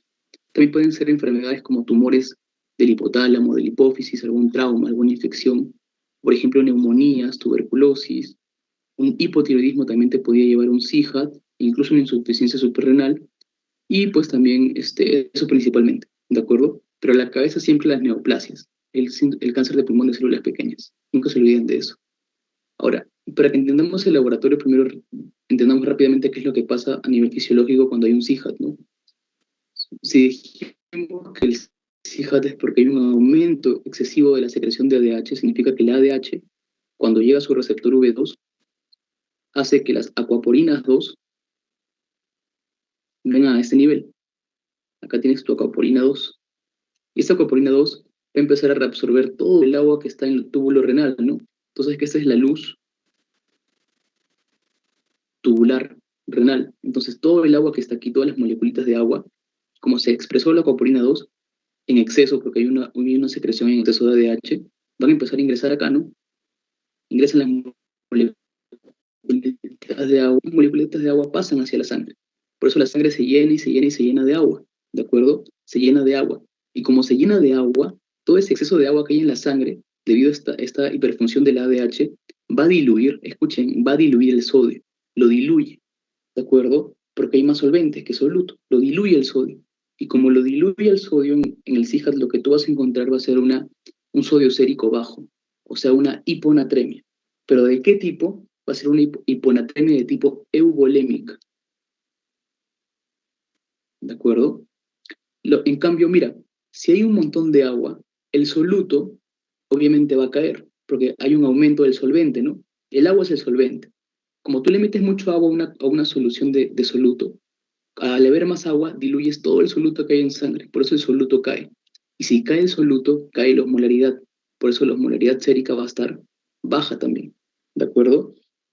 Ahora, ¿cómo creen que esté la osmolaridad en la luz tubular renal? O sea, prácticamente en la orina, ¿no?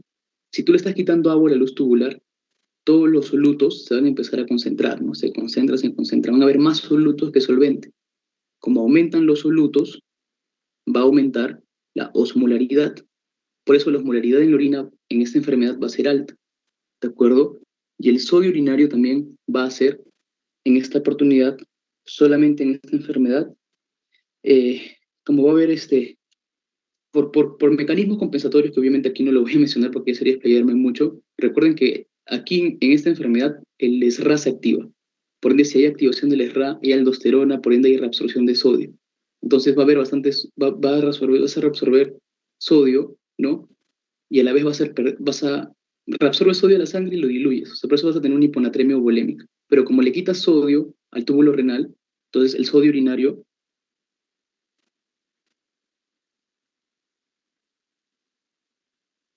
Disculpen, lo que pasa aquí es que el ESRA más bien se suprime. Como se suprime el ESRA, entonces lo que va a pasar aquí es que la aldosterona ya no va a empezar a actuar como normalmente actúa, que es reabsorbiendo sodio, ¿no? Por ende el sodio se queda en la luz tubular y el sodio va a empezar a aumentar en la luz tubular. Por eso el sodio en orina va a estar elevado, ¿de acuerdo? En esta enfermedad netamente, ¿sí? Por eso la clínica clásica del CIHAT siempre va a ser un sodio sérico bajo, una osmolaridad sérica baja, la osmolaridad urinaria va a ser elevada y el sodio urinario va a ser elevado.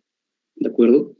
Ahora, dentro de la clínica del CIHAT va a ser un paciente que te va a llegar por clínica de hiponatremia. O sea, tú tienes que saberte los síntomas de hiponatremia porque por ese motivo de consulta llegan tus pacientes. Por ejemplo, puede ser una hiponatremia de tipo leve, moderado o severo, ¿no? En la leve va a haber anorexia, va a haber náuseas y vómitos, va a haber calambres, por ejemplo, calambres musculares. En la moderado lo que tú puedes encontrar va a ser una debilidad muscular. Vas a encontrar, por ejemplo, letargo, vas a encontrar confusión, En lo severo, como es ya severo, vas a encontrar principalmente convulsiones aquí, o disminución de la conciencia. Ahora, vamos con diabetes insípida. En diabetes insípida, acuérdate, hay dos tipos, central y nefrogénica. La definición de la diabetes insípida central, ¿por qué se caracteriza? Porque en la diabetes insípida central hay una disminución de la liberación de hormona antidiurética. En cambio, en la nefrogénica lo que va a haber una resistencia, a la hormona antidiurética. Las causas de la central principalmente van a ser causas idiopáticas. También se describen, por ejemplo, daños a nivel del hipófisis, ¿no? Por ejemplo, un trauma, una hipoxia, un tumor hipofisiario, ¿no? Que no permita que se libere adecuadamente la hormona antidiurética. Pero lo principal siempre va a ser idiopático. En cambio, en el nefrogénico, lo principal siempre va a ser hereditario, ¿sí? Hereditario. Hereditario. Y aquí principalmente tenemos mutaciones del receptor V2 de la ADH. ¿De acuerdo? Mutaciones del receptor V2 de la ADH. También van a haber fármacos, como por ejemplo el litio, ¿no? Que es clásicamente que te genera diabetes insípida nefrogénica. Si quieren saber algo más, por ejemplo, una diabetes insípida nefrogénica también puede ser por una hipercalcemia o por una hipocalemia, ¿de acuerdo? Pero acuérdense con esas dos, central idiopático, nefrogénico, hereditario. ¿Cómo va a ser la osmolaridad sérica en esta enfermedad? Prácticamente recordemos lo siguiente. Como aquí lo que va a pasar es que la ADH, la hormona antidiurética, cuando viene aquí, no va a actuar adecuadamente, ya sea porque el receptor V2 está malo o porque hay una disminución de esta hormona. En cualquiera de las dos situaciones, ya no habrá esta coaporina 2 que se insertaba, ¿no? A este nivel. Como ya no hay coaporina 2, ¿qué es lo que pasa con el agua? El agua ya no pasa a la sangre, sino el agua se queda aquí, se queda, y hay bastante agua aquí en la luz tubular. Como hay mucha agua en la luz tubular, ¿qué creen que pase con los solutos? Lo contrario, ¿no? Como hay mucha agua, los solutos van a caer. Por eso los solutos aquí van a disminuir. Por eso la osmolaridad sérica en una diabetes insípida, tanto central como nefrogénica, va a estar, disculpen, la osmolaridad urinaria en una diabetes insípida va a estar baja, ¿no? Principalmente en la central va a estar baja. En la central, la osmolaridad urinaria va a estar baja, justamente porque no hay ADH y no se puede generar todo este mecanismo, ¿de acuerdo? En cambio, también en la nefrogénica, esta osmolaridad también va a estar baja. En cuanto a la osmolaridad sérica, obviamente, ¿no? Si hay menos agua, hoy tengo una pregunta. Me preguntan, definición de nefrogénica. Bueno, nefrogénica, como les había mencionado, ¿no? Es una resistencia al ADH. O sea, en la nefrogénica, tu riñón no capta el ADH adecuadamente. Por eso le dicen resistencia al ADH. Como te digo, ¿no? Lo principal es por una mutación en los receptores V2 de la hormona antidiurética.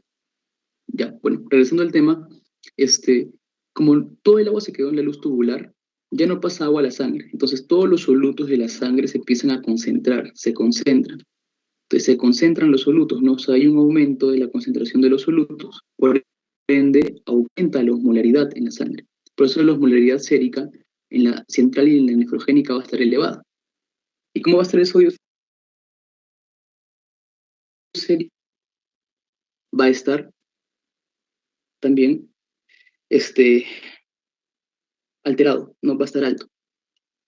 Porque como no hay agua y se empieza a concentrar todo, literal todo se concentra, todos los electrolitos, pero principalmente el sodio, porque es el principal electrolito del extracelular, ¿no? Entonces, por eso el sodio sérico va a empezar a aumentar. Como pueden ver, son iguales, simplemente que la causa es la que la difiere. Ahora, la clínica de ambas, lo principal va a ser una poliuria. Poliuria y polidipsia. Van a ser los dos motivos principales de consulta. Un paciente que bota mucha orina o que bebe mucha agua. ¿Por qué poliuria? Porque miren, pues, si tú ya no reabsorbes agua, todo el agua se queda aquí y todo el agua lo botas. Por eso hay un aumento de la diuresis. Eso te lleva a una poliuria. ¿Y por qué hay polidipsia? Porque como aumenta la osmolaridad, esto esto va a ser sensado por los núcleos hipotalámicos de la sed y hace que aumente la sed. Por eso vas a tener polidipsia. ¿De acuerdo? O sea, simula una diabetes, pero no lo es en realidad. ¿De acuerdo? Entonces, esto es lo principal en cuanto a estas enfermedades nefrogénicas de la neurohipófisis.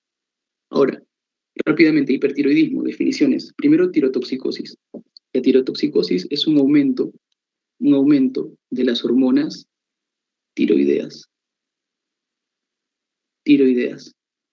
Asociado, por eso lo voy a poner aquí el más, asociado a clínica por estas hormonas, ¿sí? O sea, la tirotoxicosis es un aumento de hormonas tiroideas más una clínica debido a esas hormonas. En cambio, el hipertiroidismo es un aumento en la función de la glándula tiroides, que puede estar asociado también a tirotoxicosis. En cambio, la tormenta tiroidea es una tirotoxicosis severa, ¿no? Que te puede comprometer la vida incluso, ¿de acuerdo? Ahora, la etiología del hipertiroidismo puede ser tanto un hipertiroidismo de tipo primario o secundario o terciario. Secundario cuando se afecta la hipófisis, terciario cuando se afecta el hipotálamo y primario cuando se afecta la glándula tiroides, ¿no? La glándula tiroides. Dentro del hipertiroidismo primario tenemos a la famosa enfermedad de Graves. Que acuérdense que la enfermedad de Graves es la causa más frecuente de hipertiroidismo, si te preguntan en tu examen, ¿sí? En segundo lugar, ese es en primer lugar, ¿no? Y en segundo lugar, y en tercer lugar tenemos también otras causas. Por ejemplo, en segundo lugar tenemos el famoso bocio multinodular tóxico. En tercer lugar tenemos el famoso adenoma tóxico. ¿De acuerdo? ¿Qué te puedo decir acerca de Graves rápidamente? Que esta es una enfermedad autoinmune, más frecuente en mujeres, edad de 20 a 40 años, y que aquí lo que va a pasar es que esta enfermedad de Graves tiene una triada clásica. ¿Cuál es su triada clásica de enfermedad de Graves? Nunca se olviden, ¿no? Bocio más hipertiroidismo más exoftalmos. ¿De acuerdo? Y acuérdate que el bocio del Graves es un bocio difuso. ¿De acuerdo? En cambio, el bocio del bocio multinodular tóxico es multinodular, ¿no? Es multinodular. Y el adenoma tóxico es un nódulo único. Su bocio como un nódulo. ¿De acuerdo? Ahora, en el laboratorio, ¿qué tienes que acordarte? Acuérdate, ¿no? Que en el hipertiroidismo primario, como la misma glándula tiroides está afectada, va a haber un aumento de T3 y T4. ¿Qué más vas a tener acá? Por feedback negativo, obviamente, si hay aumento de T3 y T4, hay disminución tanto de TSH como disminución de TRH. ¿De acuerdo? Aquí me preguntan, ¿no es mixedema? No, en realidad hay varias triadas, te cuento. Hay muchas triadas de hipertiroidismo que vas a revisar. Pero la triada clásica que más tienes que acordarte es bocio, hipertiroidismo y exoftalmos. ¿Por qué no mixedema? Porque mixedema también se pueden presentar en otras entidades de hipertiroidismo. No es tan específico de Graves. Y aparte, cuando tú tienes Graves, no es tan clásico que haya mixedema siempre. O sea, un paciente con enfermedad de Graves puede hacer como que no mixedema. O sea, no es una clínica clásica, ¿no? En cambio, el exoftalmo sí o sí siempre hay. El bocio también. Y el hipertiroidismo, obviamente también. Por eso, actualmente se considera esa triada la mejor. Bocio más hipertiroidismo más exoftalmos. ¿De acuerdo? A la que me preguntó la Rodríguez, ¿no? Ya, ok. Ahora, en el secundario tú ya lo sabes, ¿no? Creo que esto lo sabes de fisiopato, ¿no? Las fallas en la hipófisis, entonces lo que va a haber es un aumento de la TSH con un aumento de T3 y T4, pero por feedback negativo va a haber una disminución de TRH. En cambio, en el terciario todo sube, ¿no? Como hay una afección en el hipotálamo, va a haber un aumento de TRH, con un aumento de TSH, con un aumento de T3 y T4. Y el hipertiroidismo subclínico, que ha sido una pregunta también de examen clásica, es que aquí vas a tener, por ejemplo, T3 y T4 normal, en valores normales, pero la TSH va a estar disminuida, ¿sí? Disminuida. Y además, como es subclínico, vas a encontrar esto, ¿no? T3 y T4 normal, con TSH disminuida, sin clínica, ¿de acuerdo? Ahora, La clínica de un paciente con hipertiroidismo, acuérdate, es un paciente acelerado. Entonces, lo que tiene clásicamente, te lo voy a resaltar siempre, siempre va a tener lo siguiente. Va a estar con un apetito principalmente aumentado para preguntas de examen, adelgazado sí o sí, con astenia, con temblor, intolerancia al calor, esto es clásico, nervioso, palpitaciones, taquicardia, exoftálamo también es clásico aquí, piel caliente y húmeda, también puede haber mixedema pretibial, un bocio difuso, hipertensión sistólica obviamente también, diarreas. Lo principal que tienes que acordarte, ¿de acuerdo? En hipertiroidismo. Para preguntas de examen, lo vas a ver más adelante, José, en los bancos. Luego sigue el hipotiroidismo. En el hipotiroidismo lo que vas a encontrar aquí es que la definición de hipotiroidismo significa una disminución de las hormonas tiroideas por la glándula tiroides. O sea, significa que la glándula tiroides no produce hormonas tiroideas. En cambio, el coma mixedematoso significa que es un hipotiroidismo severo que compromete la vida y el estado de conciencia. ¿Sí? Ahora, la etiología clásica de un hipotiroidismo lo puedes dividir también en varias causas, ¿no? Por ejemplo, lo puedes dividir en una causa primaria, en una causa secundaria y en una causa terciaria. En la secundaria igual, ¿no? Por falla en la hipófisis. En la terciaria igual, por falla en el hipotálamo. Y en la primaria es por falla en la glándula tiroides. Entonces, lo que vas a encontrar aquí en el primario, lo clásico siempre va a ser, ¿no? El hipotiroidismo autoinmune, que es el famoso o la famosa tiroiditis de Hashimoto, ¿de acuerdo? La tiroiditis de Hashimoto, que dicho sea de paso, la tiroiditis de Hashimoto va a ser la causa más frecuente de hipotiroidismo, ¿de acuerdo? ¿Qué te puedo decir acerca de esta enfermedad? Que al igual que la otra, ¿no? Acuérdate acá, obvio, en la de Graves, no te lo dije, pero el anticuerpo se llama el TSI, inmunoglobulina estimulante de la tiroides. En cambio aquí, esa tiroiditis también es una enfermedad autoinmune, también es clásico en mujeres. Y aquí la edad varía un poquito, ¿no? Aquí la edad clásica siempre va a ser una paciente entre 30 y 50 años. Y aquí los anticuerpos son los anticuerpos anti-TPO y anti-tiroglobulina. Anti-TPO y tiroglobulina. ¿De acuerdo? Ahora, aparte de la tiroiditis de Hashimoto, también hay otras causas más, ¿no? De hipotiroidismo primario, ¿no? Que llámese aquí cirugías, por ejemplo, no sé, radioterapias, por ejemplo, también congénito, o por drogas, ¿no? Por fármacos, ¿de acuerdo?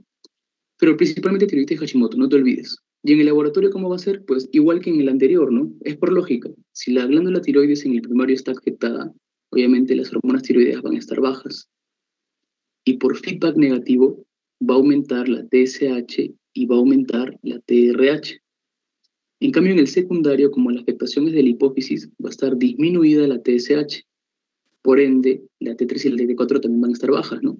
T3 y T4. Pero por feedback negativo, aumenta la TRH para compensar.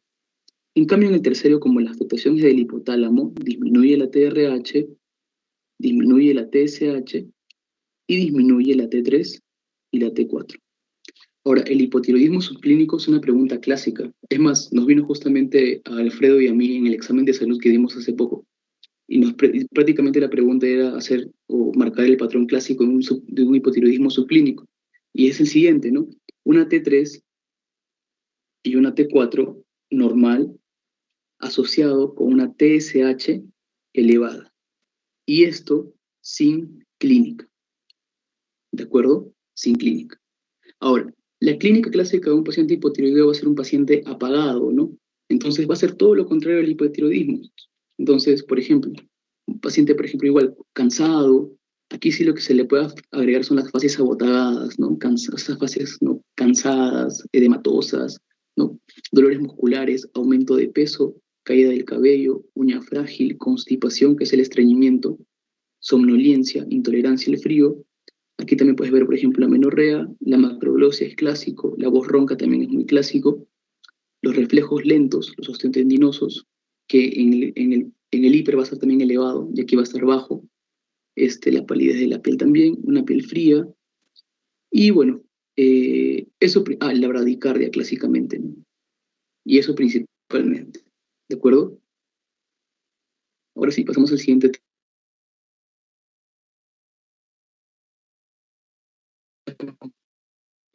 rápidamente con diabetes.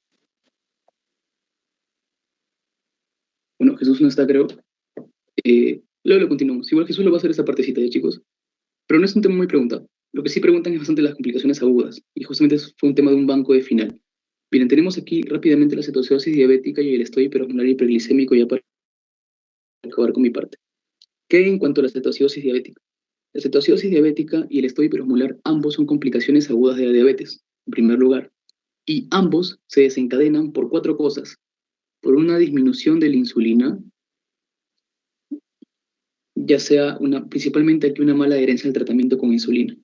También por infecciones, también por infartos y también de forma iatrogénica. Aquí principalmente por ciertos fármacos que generan que se descompensen estos pacientes. Entonces acuérdense que estas cuatro causas que acabamos de hablar, disminución de insulina, infecciones, infartos y iatrogénico, es clásico en las dos. Son los desencadenantes de ambas, tanto de estoy hiperosmolar como de cetoacidosis. Y en cuanto a infecciones, nunca se olviden, las principales, apúntenlo, ITU y neumonía. Ahora, la clínica. Pero antes de hablar de la clínica, rápidamente recordemos la triada clásica de cetoacidosis diabética, ¿no? La triada clásica es aumento de glucosa, o sea, una hiperglicemia, con acidosis metabólica, con anión GAP elevado y con cuerpos cetónicos positivos, ya sea en orina o en sangre. Esa es la va a ser que estos pacientes van a estar principalmente con dolor abdominal, náuseas y vómitos. ¿Qué más? Por ejemplo, aquí la famosa respiración de Kussmaul. Y también por aquí podemos ponerle el famoso aliento frutado, ¿no? ¿En quién se da clásicamente la cetoacidosis diabética? Por teoría, tú sabes que es en diabetes mellitus tipo 1. Por teoría, porque en la vida real es más por diabetes tipo 2. Por teoría también dicen que es más en pacientes delgados y en pacientes adultos jóvenes. ¿Cómo es el laboratorio de la cetoacidosis diabética? Aquí vas a tener una glucosa mayor a 250. Vas a tener también un pH menor a 7.3. Vas a tener acá también un bicarbonato menor a 18. Además también aquí vas a tener un anion gap mayor a 10. Anion gap mayor a 10. Y además vas a tener tanto cetonuria como cetonemia. Ambas van a estar positivas. Cetonuria significa la presencia de cuerpos cetónicos en orina y cetonemia significa la presencia de cuerpos cetónicos en sangre, por si acaso. ¿De acuerdo, chicos? Listo, terminamos con cetoacidosis diabética. Pasamos a estado hiperosmolar. En estado hiperosmolar, una triada clásica va a ser igual, ¿no? Una hiperglicemia, pero en este caso severa. Severa. ¿Qué más? También vas a tener aquí deshidratación e hiperosmolaridad. En cuanto al laboratorio, primero la clínica. En estado hiperosmolar, acuérdate, siempre, la clínica clásica va a ser de deshidratación. Sí, paciente deshidratado prácticamente. ¿De acuerdo?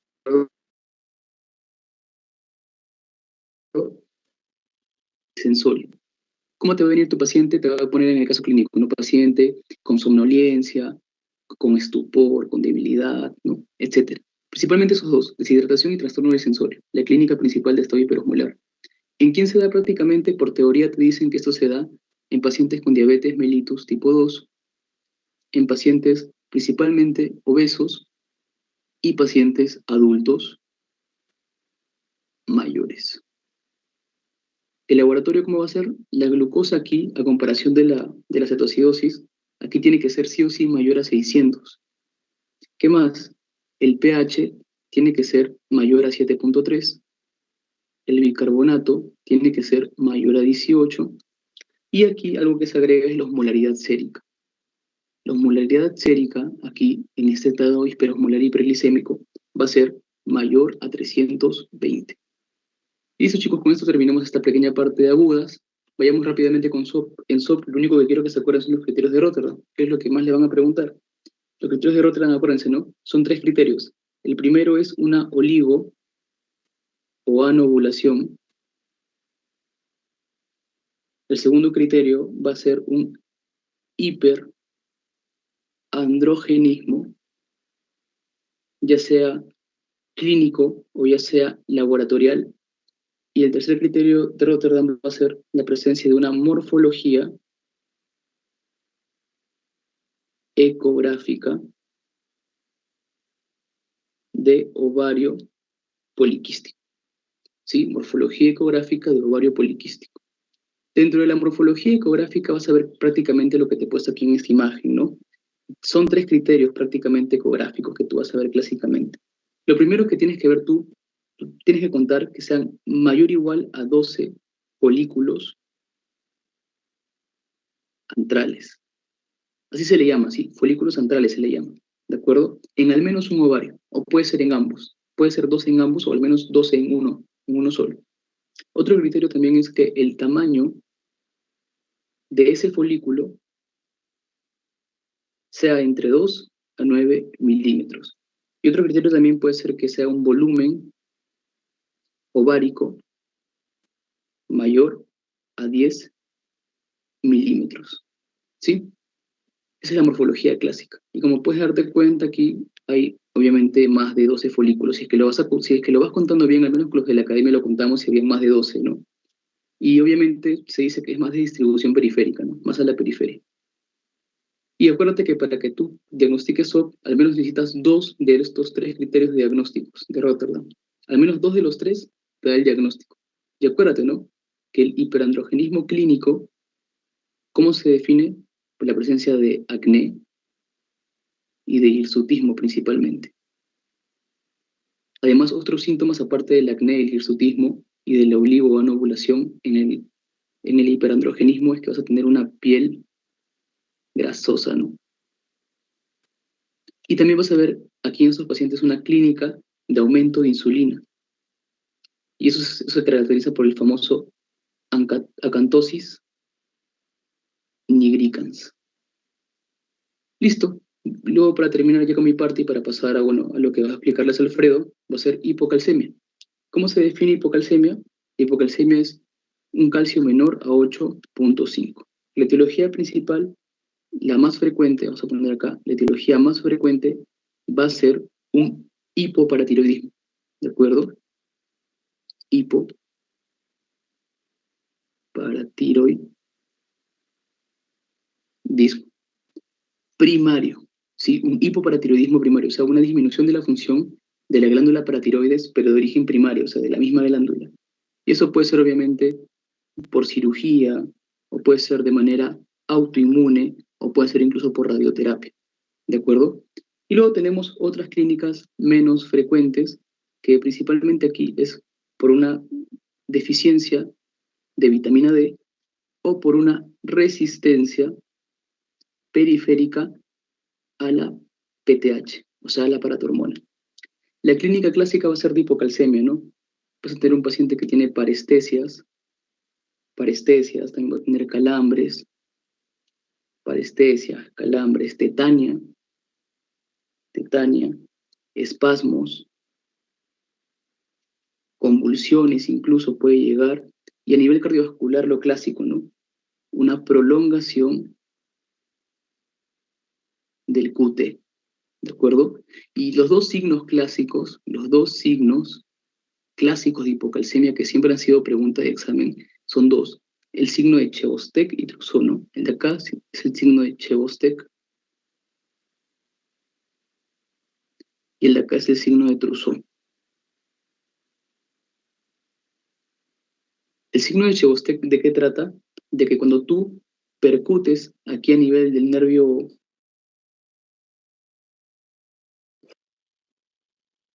como lateral a esta percusión, ¿de acuerdo?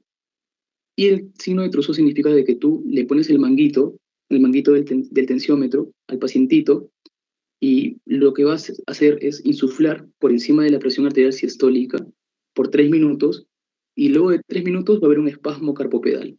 Eso es lo clásico del signo de Trousseau, ¿de acuerdo? Y bueno chicos, eso sería... Ah, no, aquí está la pregunta. Sí, sí, sí. Rápidamente para que ya terminemos. Esa es una pregunta del ciclo pasado, chicos, así que atentos. Mujer de 30 años, luego de su último parto, que fue hace 2 años, el cual fue traumático y perdió mucha sangre por atonía uterina, llegando inclusive a hacer cuadro de taquicardia y hipotensión, no menstrua hasta la fecha. No pudo dar de lactar porque se secó la leche. Refiere que ha subido de peso notoriamente y que no lo relaciona con la mayor ingesta. Percibe que tiene poca tolerancia al frío, además tiene pérdida de la libido y un vello pubiano escaso. La paciente es una paciente con presiones bajas, o sea, hipotensa, con un sodio bajo en 128, y las hormonas sexuales van a estar bajas, tanto las tiroideas como el cortisol, la prolactina, ¿no? Y las LH y FSH, que son las sexuales. O sea, tiene 4 hormonas bajas. Entonces, chicos, ¿ustedes qué opinan? ¿Cuál creen ustedes que sea el diagnóstico sindrómico de este caso? Creo que lo hemos visto en los resúmenes, ¿no? Muy bien, ya me lo están respondiendo, ¿no? Muy bien, ¿no? Un famoso síndrome de Sheehan, ¿de acuerdo? Pero ¿saben cómo lo pondría yo de una forma más elegante? Lo pondría así, miren. El síndrome en sí, que engloba al Sheehan, porque el Sheehan es una enfermedad, ¿no? Al final, que también obviamente es un síndrome porque es un conjunto de signos y síntomas, pero yo creo que una mejor forma de englobar al síndrome de Sheehan es poniendo un síndrome de hipopituitarismo por un síndrome de Sheehan. Yo lo pondría así. El diagnóstico sindrómico sería un síndrome de hipopituitarismo por un síndrome de Sheehan. Yo lo pondría de esa forma. Pero con síndrome de Sheehan también está bien, chicos. Si ustedes ponen síndrome de Sheehan está bien, ¿sí? Pero también recuerden que al final la clínica que está haciendo aquí de que no tiene leche, de que ha subido de peso, pérdida de la libido, intolerancia al frío, hipotensión, sodio bajo, vello pubiano bajo, todo es clínica de que está perdiendo las hormonas tiroideas, ¿no? Es un hipopituitarismo, al final, ¿de acuerdo? Entonces el síndrome más específico sería un síndrome de hipopituitarismo por un síndrome de Sheehan. Porque recuerden que el síndrome de Sheehan, más que un síndrome, es un diagnóstico, sino que el diagnóstico se llama así, síndrome de Sheehan. Pero no es tanto un síndrome, sino es un diagnóstico como tal. Por eso yo les recomiendo que pongan aquí, si es que se repite, síndrome de hipopituitarismo por un síndrome de Sheehan. ¿De acuerdo? ¿Y cuál sería la etiopatogenia de este síndrome? Eso prácticamente sería, o se explicaría por una necrosis de la glándula pituitaria, debido a una hemorragia postparto. Y esto, obviamente, te va a llevar justamente al hipopituitarismo. Y aquí pueden poner, incluso para que metan un poquito más de floro, como se podría decir, ponen necrosis de la glándula pituitaria debido a una hemorragia postparto. Y aquí pueden poner, por ejemplo, ¿no? Ya que las células, no sé, por ejemplo, y que debido a esto, las células, ¿no? Las células de la adenohipófisis ya no producen sus hormonas respectivas y nos conlleva a un hipopituitarismo. Así lo pondría yo. E incluso si se quieren lucir más aquí pueden poner, ¿no? Ya que de manera fisiológica, ¿no? La hipófisis anterior crece en el embarazo, ¿no? O sea, todo lo que ustedes ya saben a nivel fisiopatológicamente, incluso lo podrían poner más abajo. Pero para que no sea tanto floro, ¿no? Porque quizás a los doctores no les gusta que sean tantos, sino más concisos, simplemente pongan una necrosis de la glándula pituitaria debido a una hemorragia postparto. Porque esa es la etiopatogenia, ¿no? Y de ahí ponen, ¿no? Que las células de la adenopófisis Como ya hay una necrosis, esas células ya no producen sus hormonas correspondientes o respectivas y por ello nos conlleva a un hipopituitarismo. ¿De acuerdo? Así yo lo pondría. Sí, pero si quieren poner eso de que fisiológicamente la glándula crece y que hay una isquemia fisiológica y que por la hemorragia hay una necrosis, también lo pueden poner de esa forma. ¿De acuerdo? ¿Qué dice aquí? Ah, ¿te confundió? Ah, ¿lo repito? ¿A la que me escribió? ¿O no entiendo? ¿Te confundiste? Ah, ya, creo que ya te entendí a qué te refieres. No, nada, tranqui, chicos, se logra, sí, tranqui, se logra, se logra. Puede ser que se repita, así que sí o sí un endocrino se va a repetir. Entonces, yo creo que esta puede ser que se repita. Y creo que les dicen de que sí, pueden pedir como que diagnósticos o exámenes de laboratorio, ¿no? En este caso, ya no podríamos pedir nada porque ya le pidieron todo, ¿no? Le han pedido hormona sexual, tiroidea, o sea, si es que no te, por ejemplo, si es que en el caso no te pusieran el cortisol, prolactina, tiroidea, hormona sexual baja, si por A o B esto de acá que les estoy señalando ahorita, no te lo ponen en tu caso de tu pregunta, si es que por A o B no te lo ponen, tú tienes que poner abajo, ¿no? Pediría, pediría para el diagnóstico, ¿no? Un dosaje de hormonas, y ahí pones las hormonas, ¿no? Sexuales, tiroideas, cortisol, prolactina y hormona de crecimiento. Aquí justamente, aquí ¿qué es lo que pasa, chicos? Aquí no te dicen que la hormona de crecimiento está baja, ¿de acuerdo? No te dicen que la hormona de crecimiento está baja. Sí, por eso es que yo no lo considero como un panhipopituitarismo, sino como un hipopituitarismo nada más. Tú sabes que si todas las cinco estuvieran bajas, ya no sería síndrome de hipopituitarismo, sería un síndrome de panhipopituitarismo. Solamente para recalcarles, ¿de acuerdo, chicos? Y otra cosa también que podrías pedir para el diagnóstico es una resonancia magnética supracelular, para ver justamente cómo está la hipófisis, ¿no? Porque tú sabes que por resonancia magnética también podrías ver la hipófisis atrofiada, ¿no? O incluso la silla turca vacía, sin hipófisis, por esa necrosis que hubo. ¿De acuerdo, chicos? ¿Estamos? ¿Hay alguna duda con esto? ¿Todo bien? Creo que sí, ¿no? Bueno, como no hay ninguna duda, pasamos a lo siguiente. Esta preguntita valía 2 puntos, ¿no? Según me comentaron, este caso. Bueno, aquí entonces, el cuadro clínico que caracteriza un síndrome de Sheehan, ¿cuál es? Síndrome de Cushing, ¿cuál es?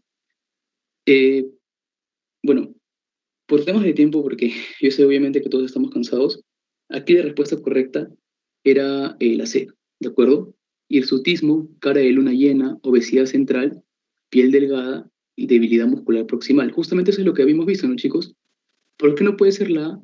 Porque en la A lo que te dice es que las estrías de aspecto pálido, no, porque las estrías son violáceas en un Cushing. Miren la B, obesidad central, está bien, cara de luna llena, correcto, aspecto hiperémico, ya, ok, más o menos, pero acá te dice, mira, hipertrofia muscular, y no, esto es falso, porque lo que hay es una hipotrofia, y justamente lo vimos, ¿no? En la tablita de los síntomas. Miren la de cara de luna llena, piel delgada está bien, hirsutismo está bien, pero mira qué te dice acá, acné, sí, incluso varios marcaron la D, pero ¿por qué no es esta? Mira qué te dice, acné esteroide. No tiene nada que ver aquí esto. O sea, el acné esteroide no es tan, o sea, entre estas dos primeras, el que te diga acné esteroide como tal, porque el acné se puede ver no solamente por esteroides, sino el acné es en realidad eh, netamente multifactorial en esta enfermedad. O sea, no es básicamente esteroidea como tal para decir que es netamente esteroidea. Entonces no es netamente esteroidea, es por otras causas también fisiopatológicas que se dan, el acné. ¿De acuerdo? Y además también el aspecto pergaminoso de la piel no es clásico tanto en un Cushing. ¿De acuerdo? En cambio, todo lo de la C sí era lo correcto. Y justamente esa fue la respuesta correcta en el examen pues, que tuvieron los chicos, ¿no? Al final, en la revisión que dieron. ¿De acuerdo? Eh, Seguimos viendo acá, miren, obesidad central, centrífuga no, es centrípeta. Solamente por esta palabra centrífuga ya toda la alternativa se va. Y dice, debilidad muscular distal, nada que ver. Mujer de 22 años consulta por alteración en el periodo menstrual, acné que no mejora con el tratamiento habitual. Mira, alteración en el periodo menstrual. No te dice qué cosa puede ser, pero siempre que te pongan esto, piensa tú en dos cosas, oligo o ameno, ¿sí? Oligo o ameno rea. Aumento de peso e hirsutismo. En la ecografía pélvica informan ovarios con varios quistes de 2 centímetros de diámetro. TSH, T374 están normales. ¿Cuál sería el diagnóstico más probable? Obviamente es un síndrome de ovario poliquístico, ¿no? ¿Por qué? Porque tiene clínica de hiperandrogenismo. ¿Cuál es la clínica de hiperandrogenismo? Es el hirsutismo, ¿de acuerdo? Y además tiene criterios ecográficos. Por ejemplo, tiene los ovarios con varios quistes, ¿sí? Entonces tiene 2 de 3 criterios de Rotterdam, ¿de acuerdo? Además te dicen, pues, que tiene oligo y amenorrea.